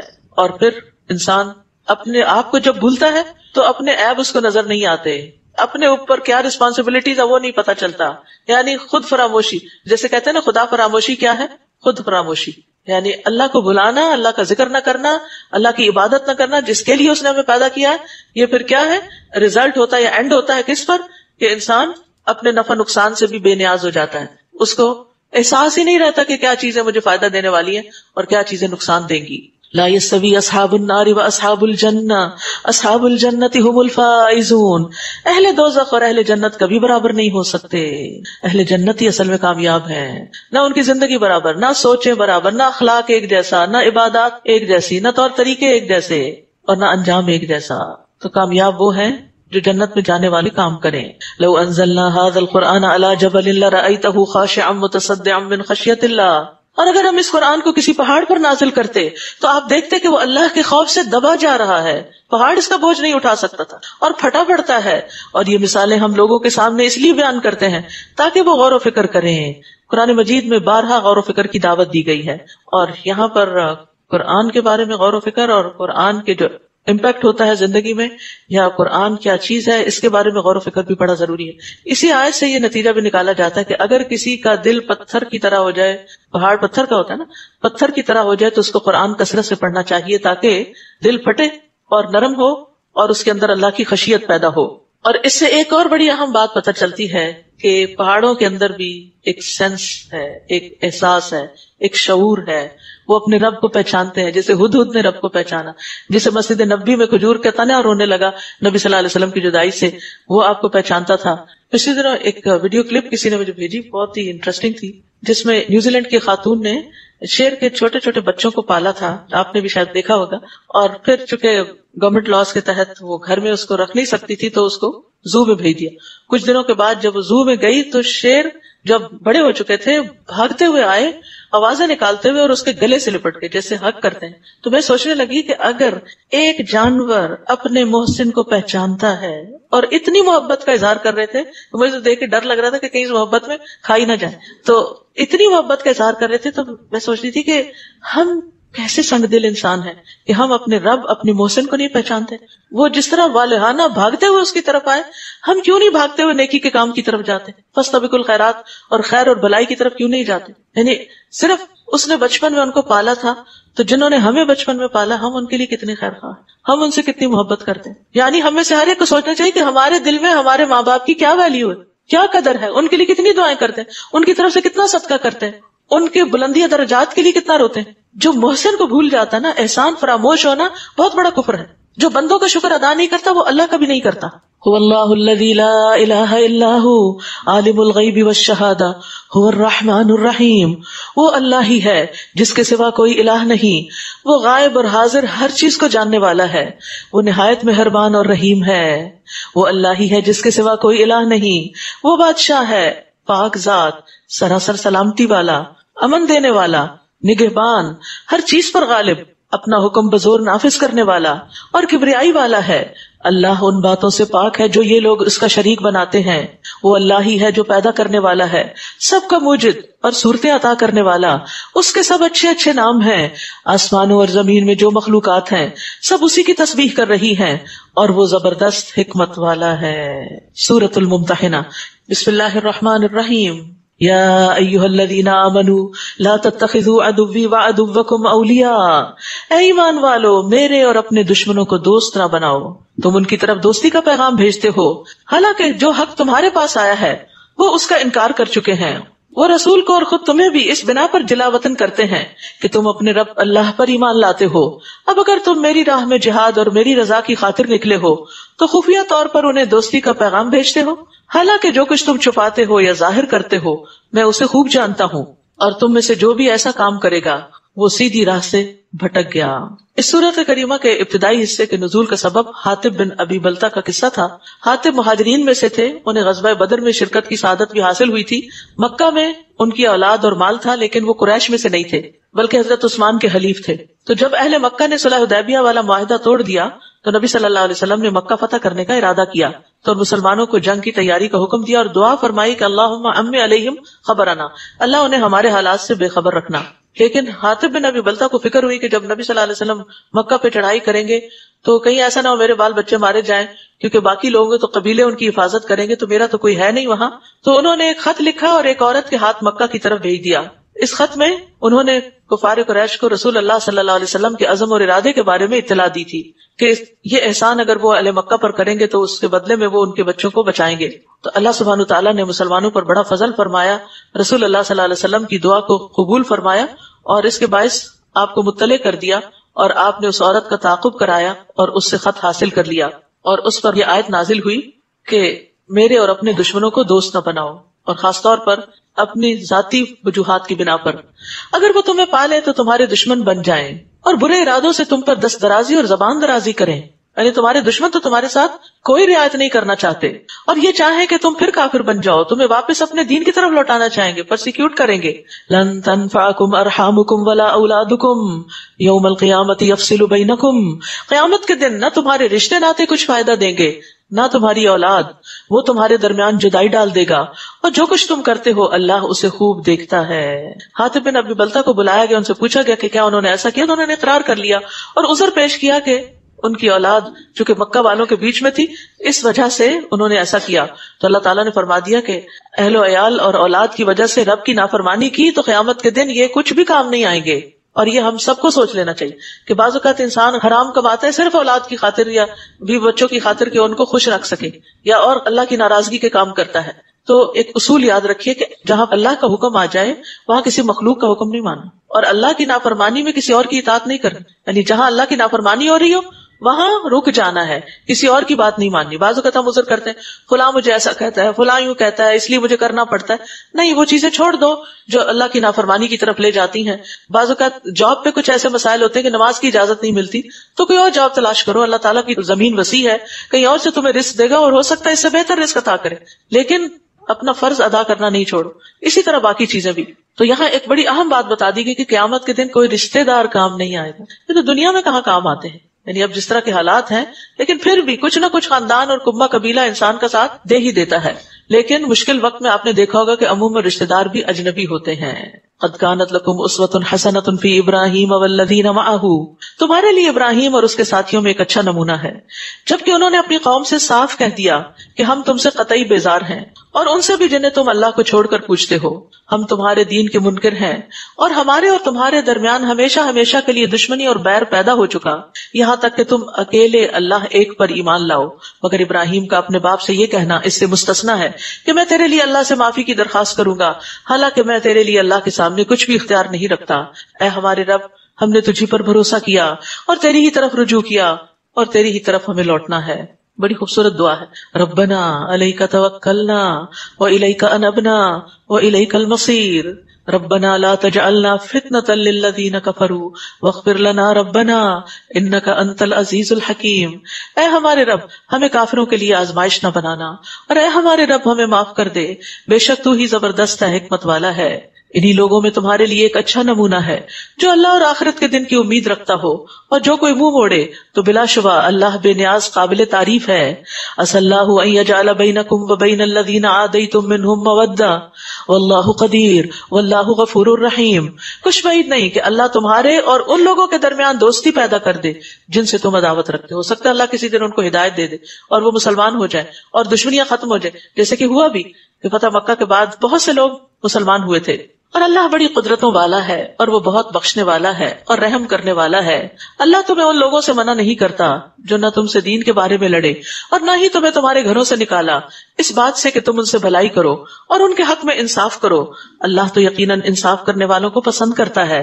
اللہ تو تمہیں صرف ان لوگوں سے منع کرتا ہے جنہوں نے دین کے بارے میں تم سے لڑائی کی اور تمہیں تمہارے گھروں سے نکالا اور تمہارے نکالنے میں ایک دوسرے کی مدد کی، اس بات سے کہ تم انہیں دوست بناؤ، یعنی جن کا ماضی یہ رہ چکا ہے کہ ہر موقع پر تمہاری دشمنی کی تو ان کو دوست کیوں بناتے ہو، پھر وہ ڈنگ مار جائیں گے، اور جو انہیں دوست بنائے تو ایسے لوگ ظالم ہیں۔ اے ایمان والو، جب تمہارے پاس مومن عورتیں ہجرت کر کے آئیں تو ان کی جانچ پڑتال کر لو، کیا کہ کہیں وہ شوہر سے لڑکے تو نہیں آئیں، کیا دنیاوی مقاصد کے لیے تو مکہ چھوڑ کے نہیں آئیں۔ اللہ ان کے ایمان کو خوب جانتا ہے، پھر اگر تمہیں یہ معلوم ہو کہ وہ فی الواقع مومن ہے تو انہیں کافروں کی طرف واپس نہ کرو، کیونکہ صلح حدیبیہ کی ایک شک یہ تھی کہ جو شخص مکہ سے مسلمان ہو کر مدینہ آئے گا اسے واپس کر دیا جائے گا، لیکن چونکہ اس میں عورتوں کا کوئی کلیئرلی مینشن نہیں تھا تو اس لیے عورتوں کو واپس نہیں کیا جائے گا۔ ایسی عورتیں ان کافروں کے لیے حلال نہیں اور نہ ہی وہ ان عورتوں کے لیے حلال ہیں، اور کافروں نے جو کچھ ایسی مومن عورتوں پر خرچ کیا ہو انہیں دے دو، اور ان سے نکاح کر لینے میں تم پر کوئی حرج نہیں جبکہ تم انہیں ان کے حق کے مہر ادا کر دو، یعنی ایسی عورت پھر آزاد ہو جائے گی اس کافر شوہر سے اور تم ان کا مہر دے کر ان سے نکاح کر سکتے ہو، اور تم خود بھی کافر عورتوں کو اپنے نکاح میں نہ رکھو، اور جو کچھ تم نے ان پہ خرچ کیا ہے وہ ان کافروں سے مانگ لو، اور جو مہر کافروں نے اپنی مسلمان بیویوں کو دیے تھے وہ ان مسلمانوں سے مانگ لے. یہ اللہ کا حکم ہے جو تمہارے درمیان فیصلہ کرتا ہے، اور اللہ سب کچھ جاننے والا حکمت والا ہے. اور اگر تمہاری کافر بیویوں کے مہروں میں سے تمہیں کفار سے کچھ نہ ملے، پھر تم نے کفار کا تعاقب کر کے مال غنیمت حاصل کیا، تو اس مال میں سے ان مسلمانوں کو ان کی کافر بیویوں کے حق کے مہر کے برابر مال دے دو جو انہوں نے خرچ کیا تھا، اور اس اللہ سے ڈرتے رہو جس پر تم ایمان رکھتے ہو. اے نبی، جب تمہارے پاس مومن عورتیں ان امور پر بیعت کرنے آئیں کہ وہ اللہ کے ساتھ کسی چیز کو شریک نہ بنائیں گی، نہ وہ چوری کریں گی، نہ وہ زنا کریں گی، نہ اپنی اولاد کو قتل کریں گی، اپنے ہاتھ اور اپنے پاؤں کے آگے کوئی بہتان گھڑ کے نہ لائیں گی، اور کسی نیک کام میں آپ کی نافرمانی نہ کریں گی، تو آپ ان سے بیعت کر لیجئے. تو اس بیعت میں اور بہت سے امور کے ساتھ نبی صلی اللہ علیہ وسلم کی اطاعت پر بھی بیعت ہے کہ آپ کی نافرمانی نہیں کرے گی، اور ان کے لیے اللہ سے معافی مانگیے. اللہ یقیناً بخشنے والا، رحم کرنے والا ہے. نبی صلی اللہ علیہ وسلم نے عورتوں سے جو بیعت لی اس میں آپ ان کے ہاتھ پہ ہاتھ نہیں رکھتے تھے، زبانی بیعت لیا کرتے تھے. اور اس بیعت میں ان باتوں کے علاوہ کچھ اور چیزیں بھی شامل تھیں، جس میں یہ کہ تم نوحہ نہیں کرو گی، پہلی جاہلیت کی طرح زیب و زینت اختیار نہیں کرو گی، یعنی اپنی خوبصورتی کو نمایاں نہیں کرو گی، یعنی اپنے آپ کو حجاب میں رکھو گی. یا ایھا الذین آمنوا لا تتولوا قوما غضب اللہ علیہم، اے ایمان والو ایسے لوگوں کو دوست نہ بناؤ جن پر اللہ کا غضب ہوا، وہ تو آخرت سے ایسے ہی مایوس ہیں جیسے کافر اہل قبور سے مایوس ہیں. رسول اللہ صلی اللہ علیہ وسلم نے فرمایا، منافق کو سردار مت کہو، اگر وہ سردار ہو تو بے شک تم نے اپنے رب عز و جل کو ناراض کر دیا. یعنی ایسا شخص جس کی منافقت کھلی ہو، ورنہ دل کی منافقت کا تو کسی کو نہیں پتا ہوتا، تو انسان ہر ایک کے پیچھے نہ پڑ جائے، دلوں کا معاملہ اللہ کے سپرد کرے. سورۃ الصف. بسم اللہ الرحمن الرحیم. سبح للہ ما فی السماوات وما فی الارض وهو العزیز الحکیم. یا ایھا الذین آمنوا لم تقولون ما لا تفعلون كبر مقتا عند الله أن تقولوا ما لا تفعلون إن الله يحب الذين يقاتلون في سبيله صفا كأنهم بنيان مرصوص. بسم اللہ الرحمن الرحیم. سبح للہ ما فی السماوات وما فی الارض وهو العزیز الحکیم. آسمانوں اور زمین میں جو مخلوقات ہے وہ اللہ کی تسبیح کر رہی ہے اور وہ غالب ہے، دانا ہے. کیا آپ نہیں کریں گے؟ سبحان اللہ وبحمدہ سبحان اللہ العظیم. یا ایھا الذین آمنوا لم تقولون ما لا تفعلون، اے ایمان والو ایسی بات کیوں کہتے ہو جو تم کرتے نہیں ہو. قول و فعل کا تضاد سخت ناپسندیدہ ہے، نااہل لوگوں کی علامت ہے کہ دوسروں کو نیکی کا حکم دینا اور خود اس پر عمل نہ کرنا، دوسروں کو جھوٹی امیدیں دلانا اور وعدے پورے نہ کرنا. کبر مقتا عند اللہ ان تقولوا ما لا تفعلون، اللہ کے ہاں یہ سخت ناپسندیدہ بات ہے کہ تم ایسی بات کہو جو تم کرتے نہیں. رسول اللہ صلی اللہ علیہ وسلم نے فرمایا، میں نے معراج کی رات کچھ لوگوں کو دیکھا کہ ان کے ہونٹ آگ کی کینچیوں سے کاٹے جا رہے ہیں، جب بھی وہ کاٹے جاتے پھر ٹھیک ہو جاتے. میں نے پوچھا، جبریل یہ کون ہے؟ آپ کو معلوم ہے کہ ہونٹ جو ہے سب سے سینسیٹیو سکن ہوتی ہے ان کی. انہوں نے کہا یہ آپ کی امت کے وہ خطیب ہیں جو وہ بات کہتے تھے جو خود نہیں کرتے تھے، اوروں کو بتاتے تھے خود عمل نہیں کرتے تھے، جو اللہ کی کتاب کو پڑھتے لیکن اس پہ عمل نہیں کرتے تھے. ان کے قول اور فعل میں تضاد تھا. اسی طرح قول و فعل میں تضاد والے کے جہنم میں کیا حال ہوگا؟ رسول اللہ صلی اللہ علیہ وسلم نے فرمایا، قیامت کے دن ایک شخص کو لایا جائے گا اور جہنم میں ڈال دیا جائے گا، پھر اس کی آگ میں آنتیں باہر نکل آئیں گی اور وہ شخص اس طرح چکر لگائے گا جیسے گدھا چکی پہ گردش کرتا ہے. جہنم میں ڈالے جانے والے اس کے قریب آ کر جمع ہو جائیں گے اور کہیں گے، فلاں تمہاری یہ کیا حالت ہے؟ کیا تم ہمیں اچھے کام کرنے کے لیے نہیں کہتے تھے اور تم ہمیں برے کاموں سے روکتے نہیں تھے؟ وہ کہے گا، ہاں میں تمہیں اچھے کاموں کا کہتا تھا لیکن خود نہیں کرتا تھا، برے کاموں سے تمہیں روکتا تھا اور خود کرتا تھا. تو اس سے حد الوسع بچنے کی کوشش کرنی چاہیے کہ انسان سوچ کے بات کرے، جو کہے پھر اس کو کرے، کمٹمنٹس نبھائیں، وعدے پورے کریں. کیونکہ بہت دفعہ ہم ایسے ہی بس بات کر دیتے ہیں اور اس کے بعد اس کو سیریس نہیں لیتے اور اس کو کر کے نہیں دکھاتے. ان اللہ یحب الذین یقاتلون فی سبیلہ صفا کأنہم بنیان مرصوص. یقیناً اللہ ان لوگوں کو پسند کرتا ہے جو اس کی راہ میں صف بستہ ہو کر لڑتے ہیں، جیسے کہ وہ ایک سیسا پھیلائی ہوئی دیوار ہے. صف کی اہمیت پیچھے بھی گزر چکی سورۃ الصافات میں، اور یہاں تو سورت کا نام ہی صف ہے یعنی فرشتوں کی بھی صفیں ہیں اور فرشتے بہترین طریقے سے صفیں بناتے ہیں. پرندوں کی صفت بھی بیان کی گئی ہے. وَالطَّيْرُ صَافَّاتٍ، قیامت کے دن مخلوق بھی صفوں کی شکل میں حاضر ہوگی. جنتی بھی جنت کے اندر جب داخل ہوں گے تو ان کی 120 صفیں ہوں گی. اہل جنت کی 120 صفیں ہوں گی اور ان میں سے 80 امت محمد صلی اللہ علیہ وسلم کی ہوں گی.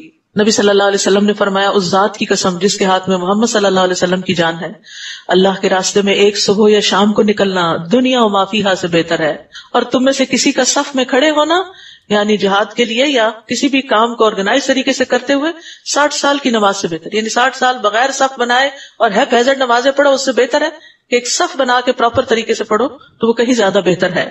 اور نماز کا حسن ہے صف کی درستگی میں، اور صف کی درستگی پر دلوں کی درستگی کا انحصار ہے. اس میں دو چیزیں، ایک تو گیپس فل کرنے چاہیے، دوسرا آگے پیچھے نہیں ہونا چاہیے، یعنی کندھے سے کندھا ملا ہوا ہونا چاہیے. یہ نہیں کہ ایک بندہ آگے کو نکل کے کھڑا ہے اور دوسرا پیچھے کو اور زگ زیگ کی شکل میں قطار بنی ہوئی ہے، تو یہ بھی درست نہیں. نبی صلی اللہ علیہ وسلم نے فرمایا، اس قدم سے زیادہ کسی قدم پر اجر نہیں جو صف کے شگاف کو پورا کرنے کے لیے اٹھایا جاتا ہے اور اسے سیدھا کرتا ہے. ایک قدم آپ جب اٹھا کے آگے یا پیچھے کرتے ہیں تو سب سے پسندیدہ قدم ہے. خالی صفوں میں شیطان جا گھستا ہے، یعنی گیپس کے اندر، اور پھر وہ خوب وسوسے ڈالتا ہے نا دل میں. اسی طرح دو صفوں کے بیچ میں گیپ بھی بڑا نہیں ہونا چاہیے، صفیں ملی ہوئی ہونی چاہیے. اور مردوں کے لیے خاص طور پر فرمایا، جو لوگ ہمیشہ صف اول سے پیچھے رہتے ہیں تو اللہ تعالیٰ انہیں جہنم میں بھی پیچھے کر دے گا، اور وہ دراصل منافقین تھے. پھر درک الاسفل ان کے لیے قرآن میں آتا ہے. اور وہ بات یاد کرو جب موسیٰ نے اپنی قوم سے کہا، اے میری قوم، تم مجھے کیوں دکھ پہنچاتے ہو حالانکہ تم جان چکے ہو کہ میں تمہاری طرف اللہ کا بھیجا ہوا رسول ہوں. پھر جب انہوں نے کجروی اختیار کی تو اللہ نے ان کے دل ٹیڑھے کر دیے. اللہ نافرمان لوگوں کو کبھی ہدایت نہیں دیتا. فلما زاغوا ازاغ اللہ قلوبہم. اللہ کسی پہ ظلم نہیں کرتا، یہاں سے یہ بات اچھی طرح سمجھ لیجئے. یعنی اللہ سبحانہ وتعالیٰ کسی پہ ظلم نہیں کرتا. انسان جب خود سرکشی کرتا ہے، صحیح رستے سے نکلنا چاہتا ہے، ڈیویٹ ہوتا ہے، بھٹکتا ہے، گمراہ ہوتا ہے، دل ٹیڑھا اس کا ہوتا ہے، تو پھر اللہ تعالیٰ بھی اس کے لیے ویسے ہی رستے آسان کر دیتا ہے. تو اس لیے انسان کو ہمیشہ صراط مستقیم پہ چلتے بھی رہنا چاہیے اور اس کی دعا مانگتے رہنا چاہیے کہ اہدنا الصراط المستقیم صراط الذین انعمت علیہم. ہمیں ان لوگوں کے رستے پہ چلا جن پر تو نے انعام کیا. کون ہے وہ؟ من النبیین والصدیقین والشہداء والصالحین، جو ہم سے پہلے گزر چکے، ایمان پر جن کے خاتمے ہوئے اور جنہوں نے دین کے لیے بڑی بڑی قربانیاں کی. تو جب انسان ان کا رستہ چھوڑتا ہے، سبیل المومنین چھوڑتا ہے، تو پھر اس کا دل ٹیڑھا ہوتا ہے. جب دل ٹیڑھا ہوتا ہے تو پھر اللہ تعالیٰ بھی اس کو اسی رستے پہ چلا دیتا ہے. اور اللہ نافرمان لوگوں کو کبھی ہدایت نہیں دیتا. اور جب عیسیٰ ابن مریم نے کہا، ہے بنی اسرائیل، میں یقیناً تمہاری طرف اللہ کا بھیجا ہوا رسول ہوں اور اس تورات کی تصدیق کرنے والا ہوں جو مجھ سے پہلے نازل ہوئی، اور ایک رسول کی بشارت دینے والا ہوں جو میرے بعد آئے گا اور اس کا نام احمد ہوگا. پھر جب وہ رسول واضح دلائل لے کر ان کے پاس آ گیا تو کہنے لگے یہ تو سری جادو ہے، مان کے نہیں دیا. اصل میں جب انسان کا دل ٹیڑھا ہو جاتا ہے نا تو اس کو حق بات نہ سمجھ آتی ہے اور نہ وہ سمجھنا چاہتا ہے، بلکہ حق ہی کو بلیم کر دیتا ہے، سچ بات کو ہی ٹویسٹ کر دیتا ہے، اس کو جادو قرار دے دیتا ہے. اور اس شخص سے زیادہ ظالم کون ہوگا جو اللہ پر جھوٹ باندھے، جو اللہ پر جھوٹے بہتان باندھے جبکہ اسے اسلام کی طرف بلایا جا رہا ہو. اور اللہ ایسے ظالم لوگوں کو ہدایت نہیں دیتا. یہ لوگ چاہتے ہیں کہ اللہ کے نور کو اپنی پھونکوں سے بجھا دیں، اور اللہ اپنے نور کو پورا کر کے رہے گا خواہ کافروں کو کتنا ہی ناگوار ہو. یعنی ہمیشہ اسلام کے خلاف پروپیگنڈا ہوتا رہا ہے، لیکن کبھی ایسا نہیں ہوا کہ اس پروپیگنڈے کی وجہ سے اسلام ختم ہو جائے. اتنا نیگیٹو پروپیگنڈا اگر کسی اور چیز کے بارے میں کیا جائے شاید وہ سروائیو نہ کر سکے، لیکن ہر دور میں قرآن پر، نبی صلی اللہ علیہ وسلم کی ذات پر، آپ کی تعلیمات پر، مسلمانوں پر ایسے ایسے الزامات لگائے جاتے رہے اور اصل دین کو چھپانے اور اس میں کانٹ چھانٹ کرنے کی ایسی کوشش کی جاتی رہی، لیکن اللہ سبحانہ وتعالیٰ نے اس کو ہمیشہ محفوظ رکھا. واللہ متم نورہ ولو کرہ الکافرون هو الذی ارسل رسولہ بالہدی ودین الحق لیظہرہ علی الدین کلہ ولو کرہ المشرکون. وہی تو ہے جس نے اپنے رسول کو ہدایت اور سچا دین دے کر بھیجا تاکہ اسے سب دینوں پر غالب کر دے، اگرچہ مشرکوں کو کتنا ہی ناگوار ہو، کتنا ہی ناگوار ہو. رسول اللہ صلی اللہ علیہ وسلم نے فرمایا، یہ دین ہر اس جگہ تک پہنچ کے رہے گا جہاں تک رات اور دن کا سلسلہ جاری ہے، یعنی پورے گلوب پر. اور اللہ کوئی کچا پکا گھر ایسا نہ چھوڑے گا جہاں اس دین کو داخل نہ کرے. آج آپ دیکھیں کہ ٹیکنالوجی کی وجہ سے یہ پیغام کہاں سے کہاں جا پہنچتا ہے. خواہ اسے عزت کے ساتھ قبول کر لیا جائے یا اسے رد کر کے ذلت قبول کر لی جائے، میسج پہنچ جائے گا. عزت وہ ہوگی جو اللہ اسلام کے ذریعے عطا کرے گا، ذلت وہ ہوگی جو کفر کے ساتھ ملے گی. تمیم داری فرمایا کرتے تھے، مجھے یہ بات اپنے اہل خانہ میں ہی نظر آ گئی کہ ان میں سے جو مسلمان ہو گیا اسے خیر، شرافت اور عزت نصیب ہوئی، اور جو ان میں سے کافر رہا اسے ذلت، رسوائی اور جزیہ نصیب ہوا. یا ایھا الذین آمنوا هل ادلکم علی تجارۃ تنجیکم من عذاب علیم، اے ایمان والو کیا میں تمہیں ایسی تجارت بتاؤں جو تمہیں دردناک عذاب سے بچا لے؟ تؤمنون باللہ ورسولہ وتجاہدون فی سبیل اللہ باموالکم وانفسکم ذالکم خیر لکم ان کنتم تعلمون، تم اللہ پر اور اس کے رسول پر ایمان لاؤ اور اللہ کی راہ میں اپنے اموال اور جانوں سے جہاد کرو اگر تم جان لو تو یہی تمہارے لیے بہتر ہے۔ ایمان لانے کے بعد یہاں جہاد کو افضل ترین عمل قرار دیا گیا۔ یغفر لکم ذنوبکم ویدخلکم جنات تجری من تحتها الانہار ومساکن طیبۃ فی جنات عدن ذلک الفوز العظیم، وہ تمہارے گناہ معاف کر دے گا اور ایسے باغوں میں داخل کرے گا جن کے تلے نہریں بہ رہی ہیں، اور ہمیشہ رہنے والے باغوں میں پاکیزہ گھر عطا کرے گا، یہی بہت بڑی کامیابی ہے۔ اجر بھی بتا دیا گیا کہ کیا کیا فائدے تمہیں حاصل ہوں گے اللہ کے راستے میں نکلنے سے۔ وَأُخْرَى تُحِبُّونَهَا نَصْرٌ مِّنَ اللَّهِ وَفَتْحٌ قَرِيبٌ وَبَشِّرِ الْمُؤْمِنِينَ، اور ایک دوسری چیز بھی عطا کرے گا جسے تم پسند کرتے ہو، اور وہ ہے اللہ کی مدد اور جلد حاصل ہونے والی فتح۔ آپ مومنوں کو اس بات کی خوشخبری دے دیجئے، وَبَشِّرِ الْمُؤْمِنِينَ، لیکن اس کے لیے کیا کرنا ہوتا ہے؟ اپنی کوشش اور اپنی محنت اپنی جگہ ہے، یعنی وہ تو کرنی ہی کرنی ہے۔ اسی لیے اگلی آیت میں فرمایا یا ایھا الذین آمنوا کونوا انصار اللہ کما قال عیسی ابن مریم للحواریین من انصاری الی اللہ قال الحواریون نحن انصار اللہ، اے ایمان والو اللہ کے دین کے مددگار بن جاؤ، دین کی پروموشن کے لیے، دین کے دعویٰ کے لیے، دین کی تعلیم کے لیے، دین کے نفاذ کے لیے تم اپنی کوششیں، اپنی صلاحیتیں پیش کرو، جو لوگ یہ کام کر رہے ہوں ان کو سپورٹ کرو۔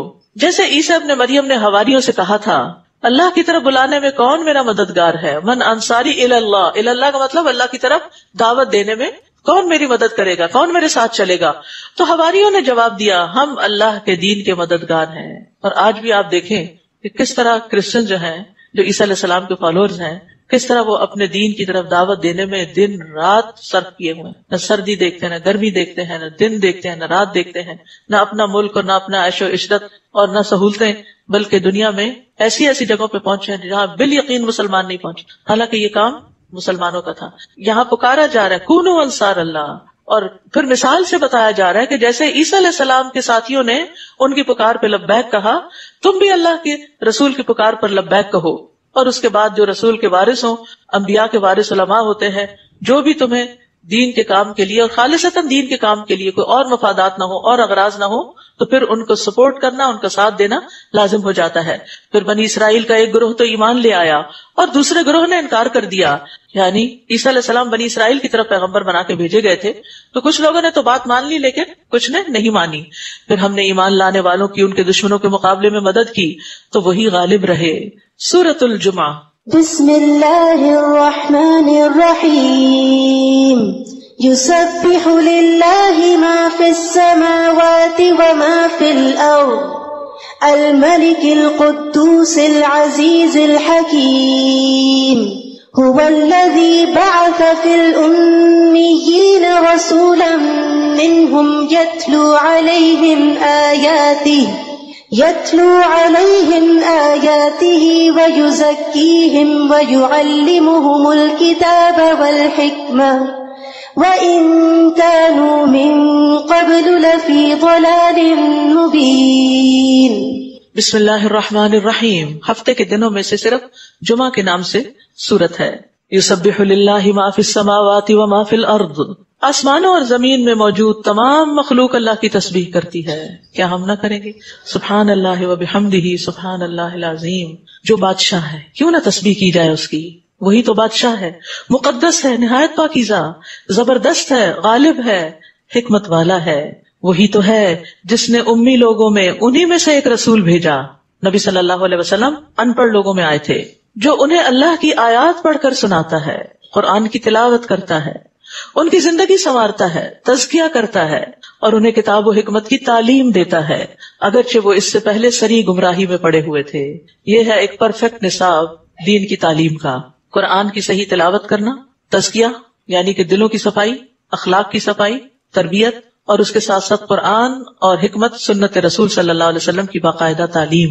الہدا کا جو سلیبس ہے، یہ جو کورسز ہم نے ڈیزائن کیے ہیں مختلف، اسی آیت اور اس جیسی اور آیتیں بھی ہیں ان پر بیس کیا ہے، اور ان سب آیات میں یہی 4 چیزیں ریپیٹ کی گئی. یہی نبوی طریقہ ہے. نبی صلی اللہ علیہ وسلم نے لوگوں کو قرآن پڑھ کر سنایا، اس کی تلاوت کی. ہمیں بھی تلاوت کرنی آنی چاہیے، اس کو پراپر سیکھنا چاہیے، تجوید اور ترتیل سے قرآن کو پڑھنا چاہیے. اور پھر اس کے ساتھ ساتھ صرف پڑھنا ہی نہیں چاہیے، صرف تلاوت سے نہیں خوش ہو جانا چاہیے کہ ہمارے مخارج اچھے ہو گئے ہیں، بلکہ اندر کا تزکیہ بھی ہونا چاہیے. کیونکہ وہ منافق جو قرآن پڑھتا ہے اس کی مثال بیزل کی طرح ہے، یعنی کہ جس کی خوشبو تو ہے لیکن اس کا ذائقہ کڑوا ہے. تو جب کوئی اچھی تلاوت کرتا ہے تو اس کی خوشبو تو پھیل جاتی ہے، لیکن اگر اس کا اپنا تزکیہ نہیں ہوتا تو پھر وہ درست نہیں.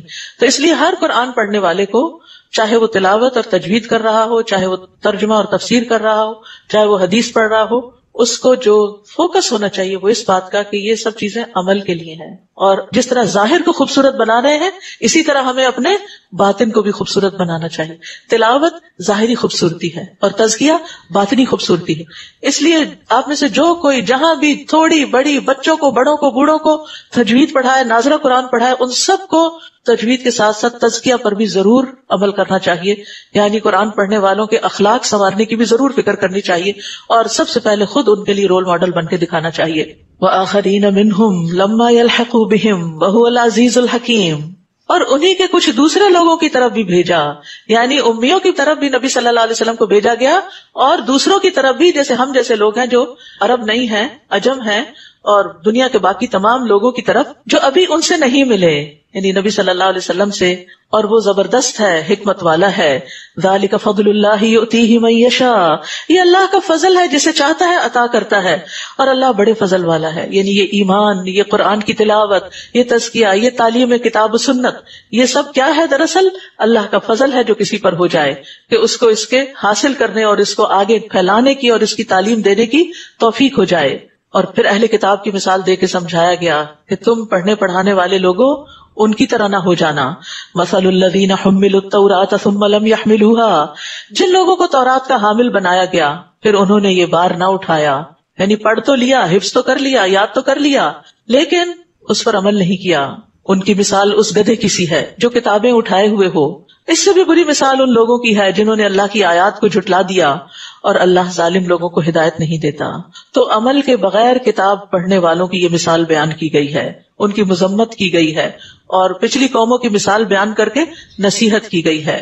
کیونکہ ایک روایت میں آتا ہے، حسن کہتے ہیں کہ قرآن کو پڑھنے کا سب سے زیادہ حقدار وہ ہے جس کے عمل میں یہ قرآن دکھائی دے. ابن قیم کہتے ہیں اہل القرآن وہ لوگ تھے جو اس پر عمل کرنے والے تھے، اور جو کچھ اس میں تھا اس پر عمل کرنے والے تھے. اگرچہ قرآن ان کو زبانی یاد نہ بھی ہو تو بھی وہ اہل القرآن میں سے تھے. لیکن جو شخص اسے زبانی یاد کر لے، نہ سمجھے، نہ عمل کرے، تو وہ اہل قرآن میں سے نہیں، چاہے وہ قرآن کے حروف اور تجوید کو ایسے درست کر کے پڑھے جیسے تیروں کو سیدھا کیا جاتا ہے. تو حامل قرآن جو ہے اس کی عملی زندگی میں تبدیلی آنی چاہیے. عبداللہ بن مسعود کہتے ہیں کہ حامل قرآن کے شایان شان ہے کہ اسے اس کی رات سے پہچانا جائے جب لوگ سو رہے ہوں، اس کے دن سے پہچانا جائے جب لوگ کھا پی رہے ہوں، اس کے غم سے پہچانا جائے جب لوگ خوش ہو رہے ہوں، اس کے رونے سے پہچانا جائے جب لوگ ہنس رہے ہوں، اس کی خاموشی سے پہچانا جائے جب لوگ باتوں میں مشغول ہوں، اس کے خشوع سے پہچانا جائے جب لوگ تکبر اور فخر کا اظہار کر رہے ہوں. چاہیے کہ حامل قرآن رونے والا، یعنی اس کے آنسو بھی آنے چاہیے، اس کا دل نرم ہونا چاہیے، غمگین ہو، یعنی فکر آخرت ہو اس کے اندر، بردبار ہو، لوگوں کی باتیں برداشت کرنے والا ہو. یعنی چھوٹی چھوٹی باتوں پہ غصے میں آ جانا، بھڑک اٹھنا اور دوسروں کو برا بھلا کہنا، ان کو بلیم کرنا شروع کر دینا، یہ حامل قرآن کی علامت نہیں ہوتی. اور کم گو ہو، بہت باتونی شخص جو ہے وہ ناپسندیدہ ہے. اور قرآن پڑھنے والے کے اندر یہ ٹھہراؤ لازمی آنا چاہیے. حامل قرآن کو چاہیے کہ نہ تو شور شرابہ کرنے والا ہو، نہ چیخنے چلانے والا ہو، اور نہ تیز طبیعت والا ہو. یعنی قرآن کا اثر اس کی عملی زندگی میں نظر آتا ہو. آپ ان سے کہیے، اے لوگوں جو یہودی بنے ہو، اگر تم سمجھتے ہو کہ تمام لوگوں کو چھوڑ کر بس تم ہی اللہ کے دوست ہو، تو اگر تم اس بات میں سچے ہو تو موت کی تمنا کرو. اور یہ لوگ کبھی بھی موت کی تمنا نہ کریں گے اس کی وجہ سے جو ان کے ہاتھوں نے آگے بھیجا، اور اللہ ظالموں کو خوب جانتا ہے. آپ ان سے کہیے، جس موت سے تم بھاگتے ہو وہ تو تمہیں آ کر رہے گی. موت تو چل پڑی ہے، بس وہ انتظار کر رہی ہے کہ جس دن اس کے قدم پورے ہو جائیں وہ آ دبوچے، پھر تم اس کے ہاں لوٹائے جاؤ گے جو غائب اور حاضر کا جاننے والا ہے، اور وہ تمہیں بتا دے گا کہ تم کیا کچھ کرتے رہے ہو. موت ہر طرف سے انسان کو گھیرے ہوئے ہے، اور انسان مختلف مشکلات سے بچتے بچتے ایک سے نکلتے دوسری میں پھنس جاتا ہے، پھر حتیٰ کہ موت کے منہ میں چلا جاتا ہے اور اس سے نہیں نکل سکتا. آپ بھی سوچ رہے ہوں گے کہ سورت جمعہ تھی لیکن باتیں تعلیم کی ساری ہو گئی، کیونکہ جمعہ کا دن مومنوں کا سیکھنے کا دن ہوتا ہے، اجتماع کا، اکٹھے ہونے کا، عبادت کا اور علم حاصل کرنے کا خطبے کے ذریعے۔ پھر جمعہ سے متعلق آیات ہیں، یا ایھا الذین آمنوا اذا نودی للصلاۃ من یوم الجمعہ، اے ایمان والو جمعہ کے دن جب نماز کے لیے اذان دی جائے تو ذکر الہی کی طرف دوڑ آؤ۔ تو علماء نے سکھایا کہ ذکر الہی میں نماز بھی ہے اور ذکر الہی میں خطبہ بھی ہے، اور خرید و فروخت چھوڑ دو، اگر تم جانو تو یہی بات تمہارے لیے بہتر ہے۔ جمعہ کا دن افضل ترین دن ہے۔ رسول اللہ صلی اللہ علیہ وسلم نے فرمایا اللہ کے نزدیک دنوں میں سے سب سے افضل دن جمعہ کا دن ہے، بہترین دن جس میں سورج طلوع ہوتا ہے وہ جمعہ کا دن ہے۔ اسی دن میں آدم علیہ السلام پیدا کیے گئے، اسی دن میں ان کو جنت میں داخل کیا گیا، اسی دن ان کو جنت سے نکالا گیا۔ یہ مسلمانوں کے لیے عید کا دن بنایا گیا، تمام دنوں کا سردار ہے۔ اس دن آدم علیہ السلام پیدا ہوئے، اسی دن زمین پہ اترے، اسی دن ان کی وفات ہوئی۔ اس دن میں ایک ایسی گھڑی ہوتی ہے کہ اس میں بندہ جو کچھ اللہ سے مانگتا ہے اللہ اس کو وہی دے دیتا ہے، جب تک کہ کسی حرام چیز کا سوال نہ کرے۔ جمعے کے دن بھی خوب دعائیں کرنی چاہیے۔ اسی دن قیامت قائم ہوگی، ہر مقرب فرشتہ، آسمان، زمین، تمام ہوائیں، پہاڑ اور سمندر جمعے کے دن سے ڈرے رہتے ہیں کہ قیامت نہ آ جائے۔ یہ طہارت کا دن ہے، پاک صاف ہونے کا دن ہے۔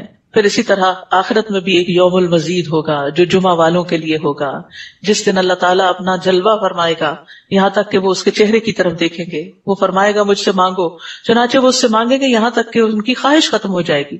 تو اس وقت اپنے پاس سے ان کے لیے وہ کچھ کھولے گا جسے کسی آنکھ نے دیکھا نہیں، کسی کان نے سنا نہیں، کسی دل پر ایسا خیال نہیں گزرا۔ یہ اتنے وقت میں ہوگا جتنا وقت جمعہ کے دن لوگوں کے واپس ہونے میں لگتا ہے۔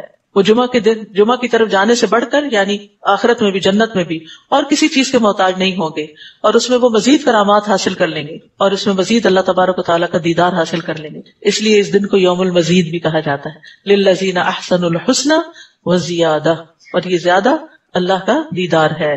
تو جمعے کے دن فسعوا الی ذکر اللہ، سارے کام پیچھے چھوڑ کے انسان کو خطبے اور نماز کی طرف دوڑنا چاہیے، جلد مسجد پہنچنا چاہیے کیونکہ اس کا اجر زیادہ ہے۔ رسول اللہ صلی اللہ علیہ وسلم نے فرمایا بے شک قیامت کے روز ہفتے کے دنوں کو ان کی مخصوص شکل میں اٹھایا جائے گا۔ جمعہ کا دن حسین اور چمکتا دمکتا ہوگا، اہل جمعہ اس کو ایسے گھیر لیں گے جیسے دلہن کو دلہا کی طرف رخصت کرتے ہوئے گھیرا جاتا ہے۔ جمعہ کا دن اپنے اہل کے لیے، جمعہ کا اہتمام کرنے والوں کے لیے روشنی کرے گا، وہ اس کی روشنی میں چل رہے ہوں گے، ان کے رنگ برف کی طرح سفید ہوں گے، ان کی خوشبو کستوری کی طرح مہک رہی ہوگی، وہ کافور کے پہاڑوں میں گھسے ہوئے ہوں گے، جن و انس انہیں دیکھ رہے ہوں گے، وہ تعجب کی وجہ سے نگاہ نیچی نہیں کریں گے حتیٰ کہ جنت میں داخل ہو جائیں، اور ثواب کی امید سے آذان دینے والوں کے علاوہ کوئی بھی ان کے مقام و مرتبے کو نہیں پہنچ سکے گا۔ تو جمعے کے دن کا خاص اہتمام کرنا چاہیے، وہ دن ہمارے عام دنوں کی طرح نہیں ہونا چاہیے۔ پھر جب نماز ادا ہو چکے تو زمین میں منتشر ہو جاؤ اور اللہ کا فضل تلاش کرو اور اللہ کو بکثرت یاد کرتے رہو، شاید کہ تم فلاح پاؤ۔ تو نیک عمل کا ذکر کر کے اللہ سے مدد مانگنی چاہیے۔ ایک صحابی عراق بن مالک کے بارے میں آتا ہے کہ جب وہ جمعے کی نماز پڑھ لیتے تو چلے جاتے اور مسجد کے دروازے پہ کھڑے ہو کے کہتے یا اللہ میں نے تیری پکار کو قبول کر لیا، میں نے تیرا فرض ادا کر دیا، اب میں نکل کر زمین میں چلنے پھرنے کے لیے جا رہا ہوں جیسے تو نے مجھے حکم دیا، تو مجھے اپنے فضل اور مہربانی سے رزق عطا فرما اور تو سب سے بہتر رزق دینے والا ہے۔ تو اسی لیے مسجد سے نکلتے وقت اللہ کے فضل کا سوال کیا جاتا ہے۔ مسجد سے نکلنے کی دعا کیا ہے؟ اللہم انی اسألک من فضلک، اے اللہ میں تجھ سے تیرے فضل کا سوال کرتا ہوں۔ اور جب انہوں نے کوئی سودا بکتا یا کھیل تماشا ہوتے دیکھا تو ادھر بھاگ گئے اور آپ کو اکیلا چھوڑ دیا، آپ ان سے کہیے جو کچھ اللہ کے پاس ہے وہ اس تماشے اور تجارت سے بہتر ہے اور اللہ ہی سب سے بہتر رزق دینے والا ہے۔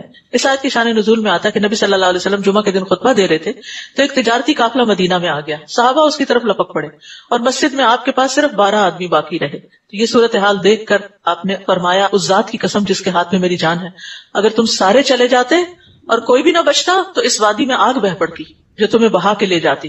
اور پھر یہ آیت نازل ہوئی۔ کہتے ہیں کہ 12 آدمیوں میں جو باقی رہے تھے وہ ابو بکر، عمر اور دیگر کچھ صحابہ تھے۔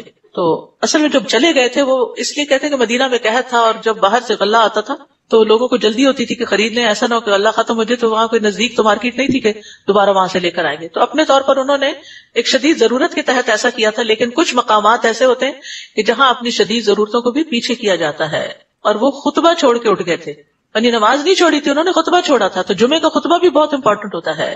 اس وقت کوئی بات نہیں کرنی چاہیے، اپنے پورے کان خطبے کی طرف لگا دینے چاہیے، حتیٰ کہ کسی کو یہ بھی نہیں کہنا چاہیے چپ ہو جاؤ، یہ بھی لغو بات ہے۔ تو اس سے پھر یہ کہ اجر و ثواب ضائع ہو جاتا ہے۔ تو مسجد میں اگر بچوں کو لے کر جائیں تو پھر ان کو پہلے سے سمجھا کے جائیں، قریب بٹھائیں، ورنہ ایسا نہ ہو کہ کیے کرائے پہ پانی پھر جائے۔ سورۃ المنافقون۔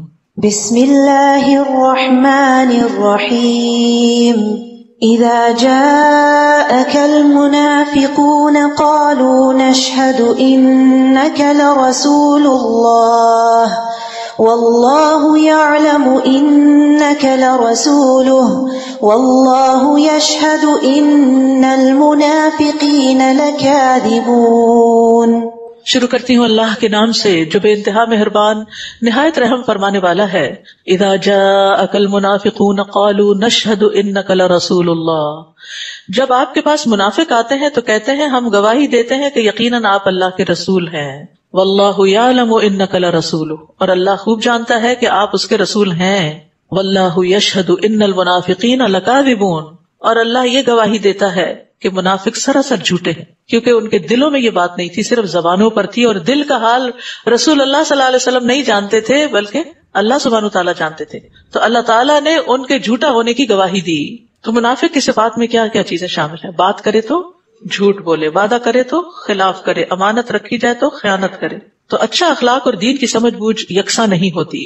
تو صحابہ جو تھے وہ نفاق سے بہت ڈرتے تھے. ابن ابی ملیکہ کہتے ہیں میں نبی صلی اللہ علیہ وسلم کے 30 صحابہ سے ملا، ان میں سے ہر ایک کو اپنے اوپر نفاق کا ڈر ہوتا تھا، اور ان میں سے کوئی نہیں کہتا تھا کہ میرا ایمان جبریل اور میکائیل کی طرح. آج ہمارا حال کیا ہے؟ ہم دوسروں کو بڑی آسانی سے منافق کہہ دیتے لیکن اپنے نفاق کو نہیں جانتے. حسن کہتے ہیں کہ مومن ہی نفاق سے ڈرتا ہے اور منافق اس سے بے خوف ہوتا ہے. انہوں نے اپنی قسموں کو ڈھال بنا رکھا ہے اور اس طرح اللہ کی راہ سے روکتے ہیں. بہت برا کام ہے جو یہ کر رہے ہیں. یہ اس لیے کہ وہ ایمان لائے پھر کفر کیا تو ان کے دلوں پر مہر لگا دی گئی. اب یہ کچھ نہیں سمجھتے، اور اگر آپ ان کا قد و قامت دیکھیں تو آپ کو بہت پسند آئے. یعنی فزیکلی بڑے فٹ ہیں، بڑے خوبصورت ہینڈسم ہیں، اور اگر ان کی بات سنیں تو بس سنتے ہی رہ جائیں. اتنے اچھے اسپیکر ہیں، گویا وہ دیواروں کے ساتھ لگائی ہوئی لکڑیاں ہیں جو دیکھنے میں ہی خوبصورت لگتی ہے. جو لکڑیوں کی پینلنگ ہوئی بھی ہے نا، یہ صرف دیکھنے میں خوبصورت لگتی ہے، اس سے فائدہ کچھ حاصل نہیں ہوتا. بزدل ایسے کہ ہر زور کی آواز کو سمجھتے ہیں کہ ان پر کوئی بلا آئی. یہی لوگ دشمن ہیں، ان سے ہوشیار رہیے، انہیں اللہ ہلاک کرے، کہاں سے بہکائے جاتے ہیں. تو یہاں پر منافق کے بولنے کے انداز پر بھی بات کی گئی، اس کی گفتگو پر بھی. ایک اور حدیث میں آتا ہے کہ مجھے اپنی امت پر سب سے زیادہ ڈر اس منافق کا ہے جو زبان آور ہوتا ہے. عمر بن خطاب کہتے ہیں کہ نبی صلی اللہ علیہ وسلم نے فرمایا بے شک میں اس امت کے ہر ایسے انسان سے ڈرتا ہوں جو منافق ہے. وہ حکمت کی باتیں کرتا ہے اور اس کا عمل ظلم والا ہوتا ہے. عملی طور پر وہ دوسروں پہ ظلم ڈھا رہا ہوتا ہے، دوسروں کو ان کا حق نہیں دیتا، اور ویسے وہ بڑی سمجھداری کی باتیں کرتا ہے. اور جب انہیں کہا جائے آؤ تاکہ اللہ کے رسول تمہارے لیے مغفرت طلب کرے تو سر جھٹک دیتے ہیں، اور آپ انہیں دیکھیں گے از راہ تکبر آنے سے رک جاتے ہیں. یعنی دین کی بات، رسول صلی اللہ علیہ وسلم کی بات سننا ہی نہیں چاہتے. آپ ان کے لیے مغفرت کی دعا کریں یا نہ کریں ان کے حق میں برابر ہے، کیونکہ اللہ انہیں کبھی معاف نہ کرے گا. اللہ تعالیٰ نافرمان لوگوں کو قطعاً ہدایت نہیں دیتا.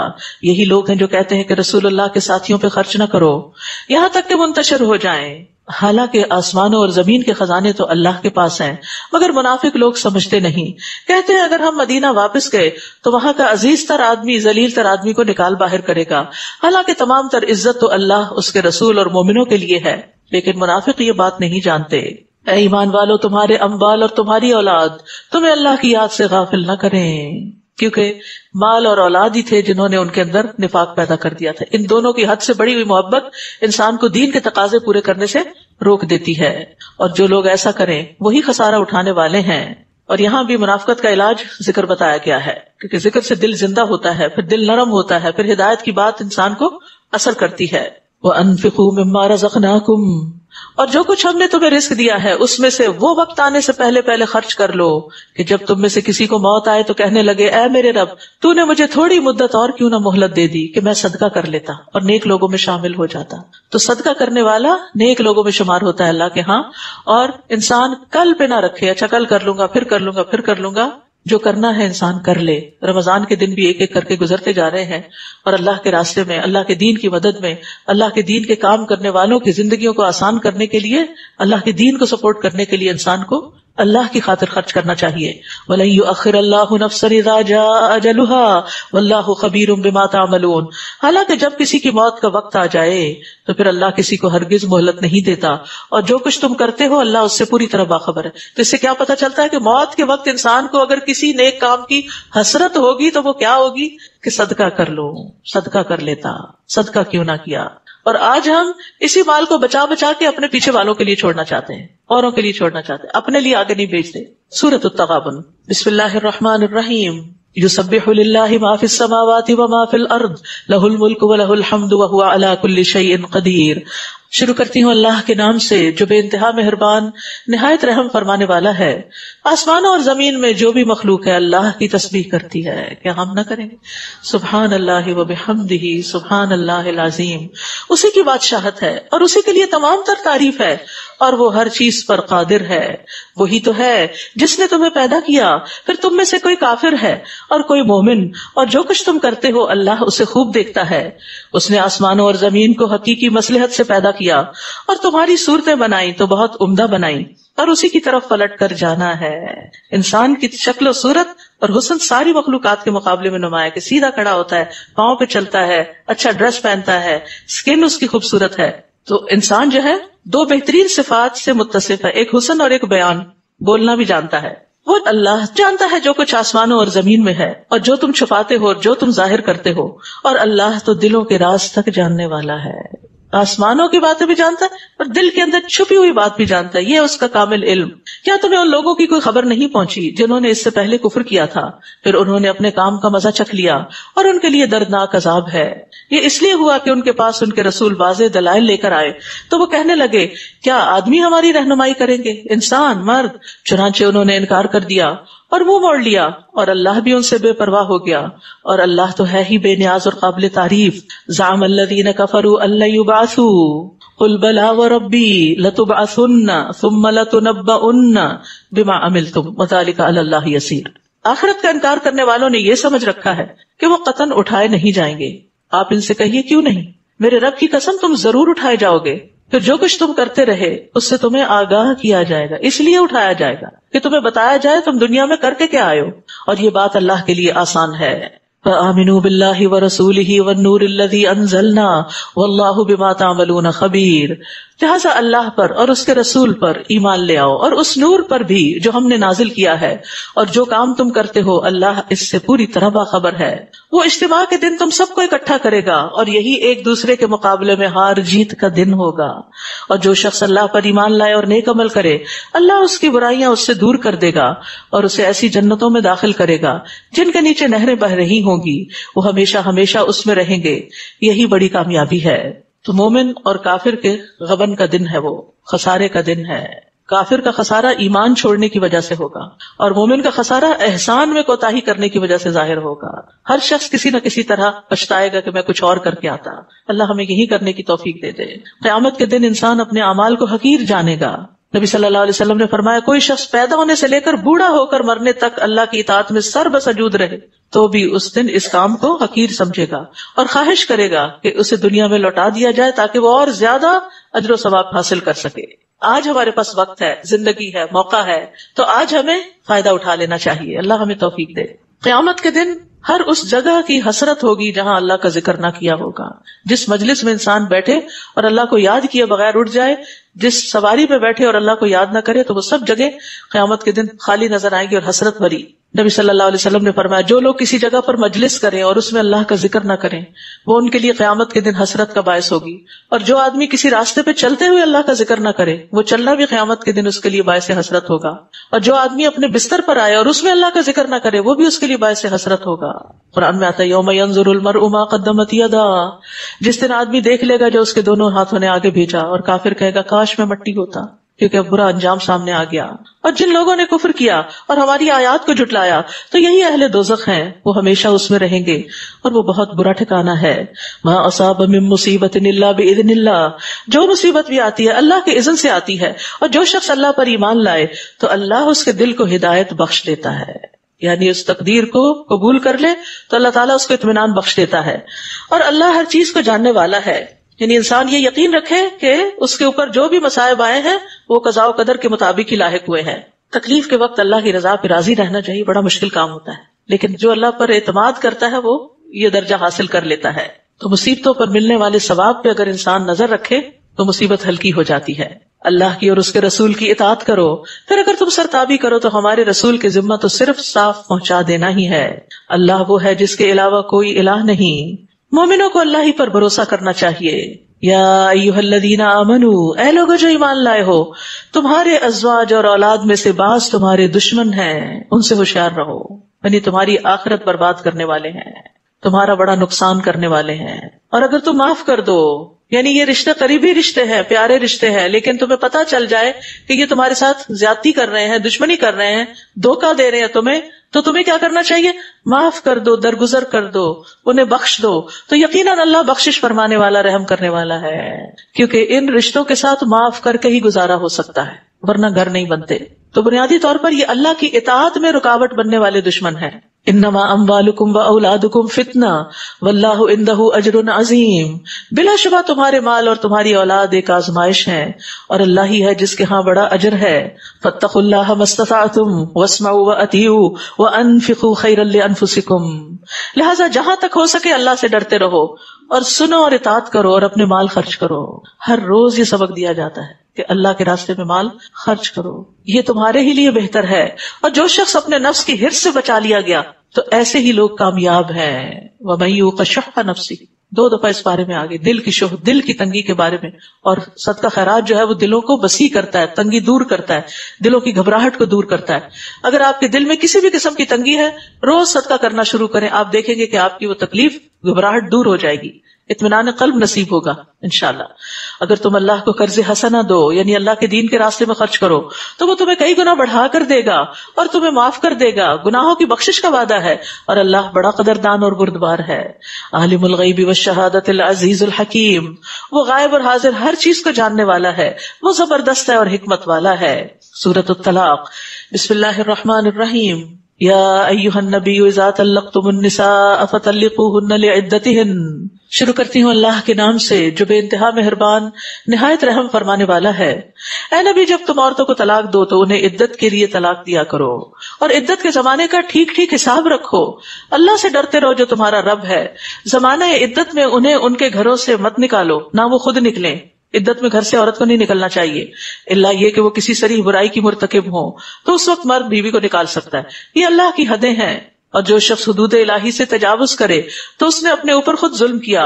اے مخاطب، تو نہیں جانتا شاید اللہ اس کے بعد موافقت کی کوئی نئی صورت پیدا کر دے. یعنی ایک طلاق دی، بیوی کو گھر میں ہی رکھا، ہو سکتا ہے دوبارہ دل مائل ہو جائے اور تم رجوع کر لو.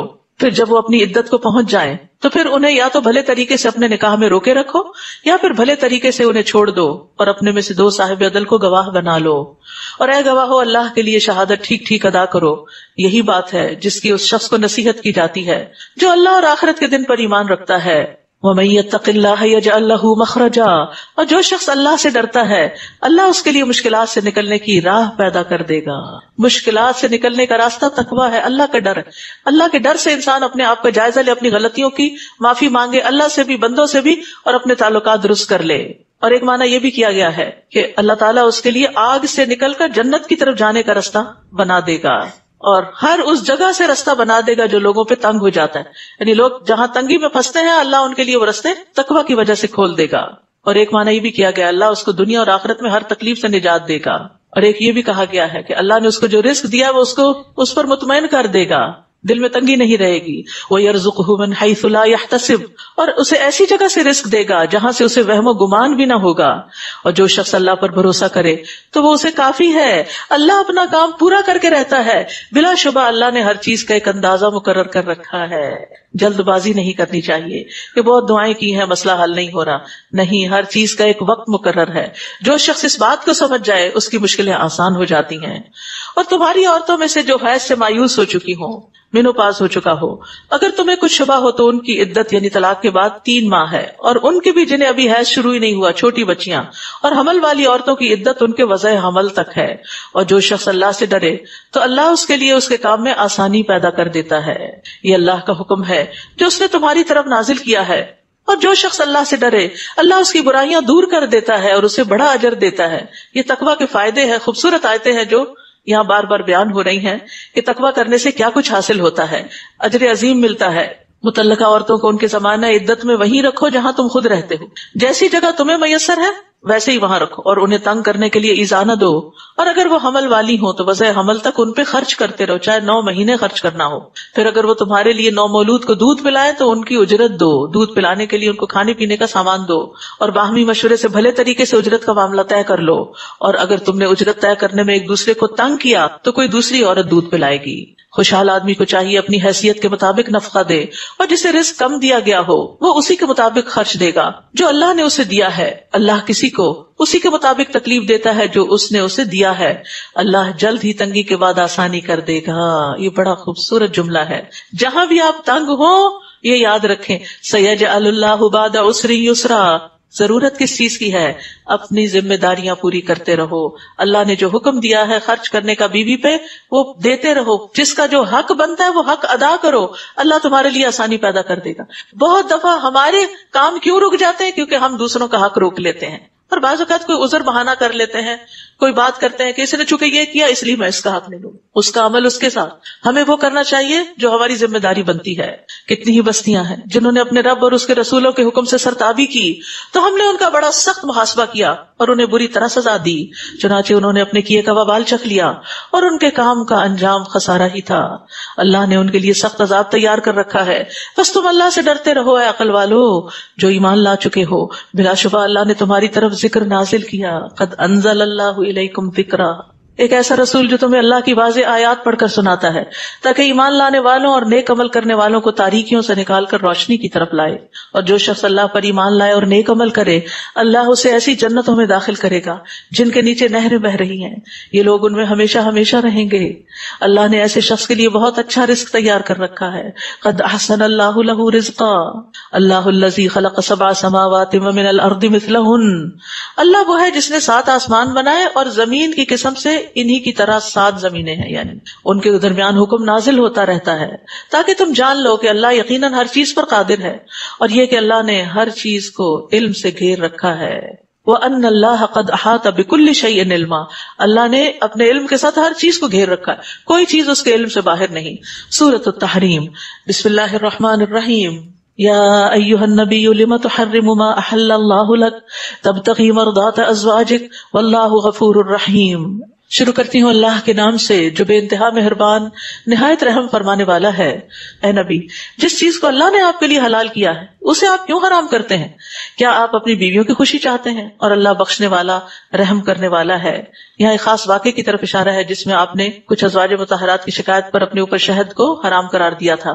اگر آپ اپنے اوپر حرام قرار دیتے تو امت میں بھی اتنی قیمتی چیز حرام ہو جاتی، تو اس لیے اللہ سبحانہ وتعالیٰ نے انٹرفیرنس کی اور اس کی حرمت کو ختم کر دیا۔ اللہ نے تمہارے لیے ناجائز قسموں کو کھول دینا واجب قرار دیا ہے، یعنی اگر کسی نے ایسی کوئی قسم کھا لی ہو کہ میں یہ نہیں کھاؤں گا، یہ نہیں کروں گا، تو پھر اس کا کفارہ ادا کر کے وہ کام کر لے۔ اللہ ہی تمہارا سرپرست ہے اور وہ سب کچھ جاننے والا حکمت والا ہے۔ جب نبی نے اپنی کسی بیوی سے ایک راز کی بات کہی، اس بیوی نے وہ بات آگے بتا دی اور یہ معاملہ اللہ تعالیٰ نے نبی پر ظاہر کر دیا۔ اب نبی نے اس بیوی کو کچھ بات تو جتلا دی، کچھ نہ بتائی۔ یہ ہوتا ہے اخلاق۔ ضروری نہیں ہوتا کہ ہر چیز کے معنی دیے جائیں اور ہر چیز کو ڈیٹیل سے بتایا جائے، بس تھوڑا سا ہاں ہو کر دی جائے، بات ختم، کیونکہ اس طرح کی باتوں کا نتیجہ کوئی نہیں نکلتا اور تعلقات زیادہ خراب ہوتے چلے جاتے ہیں۔ پھر جب نبی صلی اللہ علیہ وسلم نے اسے افشاء راز کی یہ بات بتائی تو پوچھنے لگی آپ کو اس کی کس نے خبر دی؟ یہ عموماً ہم کہتے ہیں نا، اگر کوئی ہمیں آ کے کہ فلاں یہ کہہ رہا تو کہتے تمہیں کس نے بتایا؟ تو نبی صلی اللہ علیہ وسلم نے کہا مجھے اس نے خبر دی جو ہر بات کو جانتا ہے، یعنی وحی کے ذریعے، اور اس سے پوری طرح باخبر ہے۔ تو اس آیت سے بڑی خوبصورت بات پتہ چل رہی ہے کہ بہت سی چیزوں کو جو دوسروں کے قصور ہیں، دوسروں کی بڑی بڑی غلطیاں، ان کو نظر انداز کر دیں، اگنور کر دیں، جسٹ اگنور، کیونکہ بدلہ لینے میں اور ضد لگانے میں کوئی بھلائی نہیں ہوتی۔ سفیان کہتے ہیں نظر انداز کرنا ہمیشہ معزز لوگوں کا کام رہا ہے۔ حسن بصری کہتے ہیں معزز انسان کبھی بھی ایک بات کو انتہا تک نہیں لے جاتا، یعنی بات بڑھاتا نہیں، جھگڑے بڑھاتا نہیں، بلکہ ان کو ختم کرنے کی کوشش کرتا ہے۔ یعنی جو بات مقصد سے زائد ہوتی ہے وہاں ناراض ہونے اور تانے دینے کی بجائے صرف تنبیہ کر دیتا ہے کہ آئندہ ایسا نہ ہو، بس یہی بات ختم، کیونکہ بے شمار وقت ضائع ہو جاتا ہے ایسے جھگڑوں کو نپٹانے میں اور سننے میں اور کرنے میں۔ اور اسی طرح اس زوجہ محترمہ سے غلطی ہوئی تھی لیکن آپ نے ڈانٹا نہیں، صرف سمجھانے کا طریقہ اختیار کیا۔ ہم چھوٹی چھوٹی بات پہ بچوں پہ چیخنے چلانے لگتے ہیں، شوہروں پہ چلانے لگتے ہیں، تو یہ طریقہ ٹھیک نہیں۔ نبوی اخلاق اپنانے کی ضرورت ہے، ان حکمتوں سے سیکھنے کی کہ آپ کامیاب ترین انسان کیوں تھے، کیونکہ آپ نے بہت سے معاملات میں درگزر کیا۔ یہ تو آپ کی اپنی اہلیہ محترمہ تھی، آپ نے تو اپنی جان کے دشمنوں کو یہ کہہ کے معاف کر دیا کہ اذهبوا انتم الطلقاء لا تثریب علیکم اليوم، آج کے بعد تم سے کوئی کچھ نہیں پوچھے گا، معاف کر دیا تم کو، تم پر کوئی بھی الزام نہیں، الزام ہی ختم کر دیا، حالانکہ ساری زندگی وہ آپ کے مخالف رہے۔ جس انسان کے اندر یہ عادت ہوتی ہے کہ وہ چھوٹی چھوٹی چیزوں کے پیچھے نہیں پڑتا، وہ اپنا بہت سا وقت بچا کر اپنے مقصد پر فوکس کر لیتا ہے، اور اسی زندگی میں بہت کچھ کر جاتا ہے جس میں بہت سے لوگ کچھ اچیو نہیں کر پاتے اور زندگیاں ضائع کر دیتے ہیں فضول کی چیزوں کے پیچھے پڑ کے۔ اور خصوصاً جس چیز کو بندے نے آزما لیا اور پھر ریپیٹڈلی پتا ہو یہی نتیجہ نکلنا ہے، تو اس پر تو انسان بحث ہی نہ کرے۔ اور اگر تم دونوں بیویاں اللہ کے حضور توبہ کرتی ہو تو بہتر ہے، کیونکہ تمہارے دل راہ راست سے ہٹ گئے ہیں، اور اگر تم اس معاملے میں نبی کے خلاف ایک دوسرے کی پشت پناہی کرو گی تو اللہ، جبریل اور صالح مومن سب نبی کے مددگار ہیں، اور ان کے علاوہ فرشتے بھی اس کے مددگار ہیں۔ کچھ بعید نہیں کہ اگر نبی تمہیں طلاق دے دے تو اس کا رب اسے تم سے بہتر بیویاں بدلے میں دے دے، جو مسلمان، مومن، اطاعت گزار، توبہ گزار، عبادت گزار اور روزہ دار ہوں، خواہ وہ شوہر دیدہ ہوں یا کنواریاں۔ یا ایھا الذین آمنوا قوا انفسکم واہلیکم نارا، اے ایمان والو اپنے آپ کو اور اپنے گھر والوں کو اس آگ سے بچاؤ جس کا ایندھن انسان اور پتھر ہے۔ استغفر اللہ، انسانوں سے آگ بھڑکائی جائے گی، جہنم کی شدت بتائی جا رہی ہے۔ کس کو خطاب ہے؟ ایمان والوں کو۔ کیا کہا جا رہا ہے؟ آگ سے بچو۔ ہم تو ایمان لے آئے پھر بھی آگ، ہاں غلط کاموں سے بچو جو آگ کی طرف لے جانے والے ہیں۔ صرف خود نہیں بچو، بچوں کو بھی بچاؤ، بچوں کی تربیت کی فکر کرو، ان کے ایمان کی فکر کرو۔ اس آگ پر تند خو اور سخت گیر فرشتے مقرر ہیں، اللہ انہیں جو حکم دے وہ اس کی نافرمانی نہیں کرتے، اور وہی کچھ کرتے ہیں جو انہیں حکم دیا جاتا ہے۔ یا ایھا الذین کفروا لا تعتذروا اليوم انما تجزون ما کنتم تعملون، اے کافرو آج بہانے مت بناؤ۔ ہر شخص اس دن کوئی نہ کوئی بہانہ عذر پیش کر رہا ہوگا کہ مجھے معاف کر دیا جائے، تمہیں ویسا ہی بدلہ دیا جائے گا جیسے تم عمل کرتے رہے۔ تو اس لیے لازماً ہمیں پتا ہونا چاہیے کہ کون سے عمل ایسے ہیں جو خسارے کا باعث ہیں، تاکہ ان سے دنیا میں ہی بچ جائے، بجائے اس کے کہ کل ریگریٹ کرے کہ ہم یہ نہ کرتے۔ اے لوگو جو ایمان لائے ہو، اللہ کے حضور خالص توبہ کرو، اپنے پچھلے سارے گناہوں کی معافی مانگو۔ کچھ بعید نہیں کہ تمہارا رب تم سے تمہاری برائیاں دور کر دے اور تمہیں ایسی جنتوں میں داخل کرے گا جن کے نیچے نہریں بہ رہی ہیں۔ اس دن اللہ اپنے نبی کو اور ان لوگوں کو جو اس کے ساتھ ایمان لائے رسوا نہیں کرے گا، ان کا نور ان کے آگے آگے اور ان کے دائیں جانب دوڑ رہا ہوگا۔ وہ کہہ رہے ہوں گے، اے ہمارے رب، ہمارے لیے ہمارا نور پورا کر دے اور ہمیں بخش دے، یقیناً تو ہر چیز پر قادر ہے۔ تو یہاں توبہ کا فائدہ بتایا جا رہا ہے۔ سچی توبہ میں 4 چیزیں جمع ہوتی ہیں۔ نمبر 1 زبان سے استغفار کرنا، نمبر 2 جسم کے ساتھ گناہ سے کنارہ کش ہونا، نمبر 3 دوبارہ گناہ نہ کرنے کا عزم کرنا، اور نمبر 4 برے لوگوں سے قطعی تعلقی کر لینا، یعنی ایسے لوگ جو بار بار گناہ کا سبب بنتے ہیں اس مجلس کو چھوڑ دینا، یعنی سچی اور اخلاص کے ساتھ توبہ کرنا، ندامت کے ساتھ استغفار کرنا۔ اور یہ نور کہاں ہوگا؟ پل صراط پر نور کے ساتھ گزریں گے، جس کی تفصیل کل بتائی گئی تھی۔ رسول اللہ صلی اللہ علیہ وسلم نے فرمایا پل صراط قائم کر دیا جائے گا اور مسلمان اس پر بہترین گھوڑوں اور عمدہ شہ سواروں کی طرح گزر جائیں گے اور کہتے جائیں گے سلم سلم، یا اللہ سلامتی سے گزار دے، سلامتی سے گزار دے۔ تو کون سے اعمال ہیں جو نور بخشتے ہیں؟ وضو کے اعضاء جو ہیں وہ چمک رہے ہوں گے قیامت کے دن، آپ کے اپنے اندر سے جو نور نکلے گا۔ مسجد کی طرف پیدل جانا، جمرات کو کنکریاں مارنے والے کے لیے بھی نور کی بشارت ہے، حج عمرے پر سر منڈوانے والے کے لیے، سورۃ کہف کی تلاوت کرنے والے کے لیے، صدقے کو تو نور ہی کہا گیا، وَالصَّدَقَةُ نُورٌ، اللہ کے راستے میں بوڑھا ہونا۔ نبی صلی اللہ علیہ وسلم نے فرمایا جو شخص اللہ کے راستے میں بوڑھا ہو جائے، یعنی ساری زندگی وہ اللہ کے دین کا کام کرتا رہے، تو وہ بڑھاپا قیامت کے دن اس کے لیے باعث نور ہوگا۔ یا ایھا النبی، اے نبی، کافر اور منافقوں سے جہاد کرو اور ان پر سختی کرو۔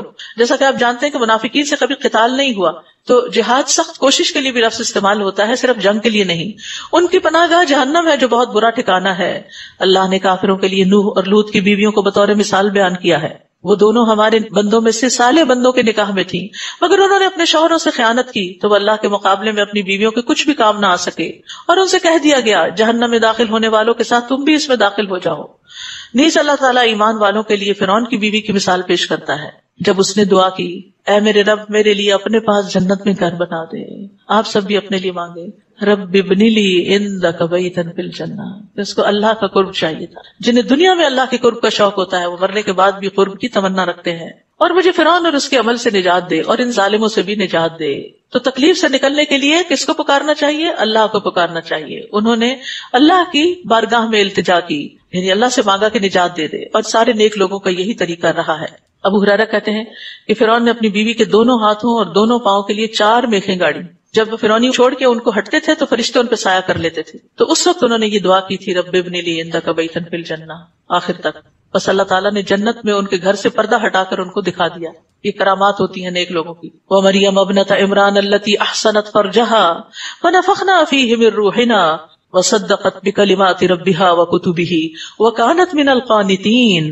اور مریم بنت عمران کی مثال بھی پیش کرتا ہے جس نے اپنی عصمت کی حفاظت کی، پھر ہم نے اس کے اندر اپنی ایک روح پھونک دی اور اس نے اپنے رب کے کلموں کی اور اس کی کتابوں کی تصدیق کی، اور وہ عبادت میں ہمہ مصروف رہنے والوں میں سے تھی.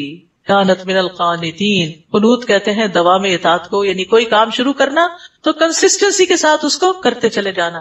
اللہ تعالی ہمیں بھی توفیق عطا فرمائے. وآخر دعوانا ان الحمد للہ رب العالمین. سبحانک اللہم وبحمدک اشہد ان لا الہ الا انت استغفرک واتوب الیک. السلام علیکم ورحمۃ اللہ وبرکاتہ.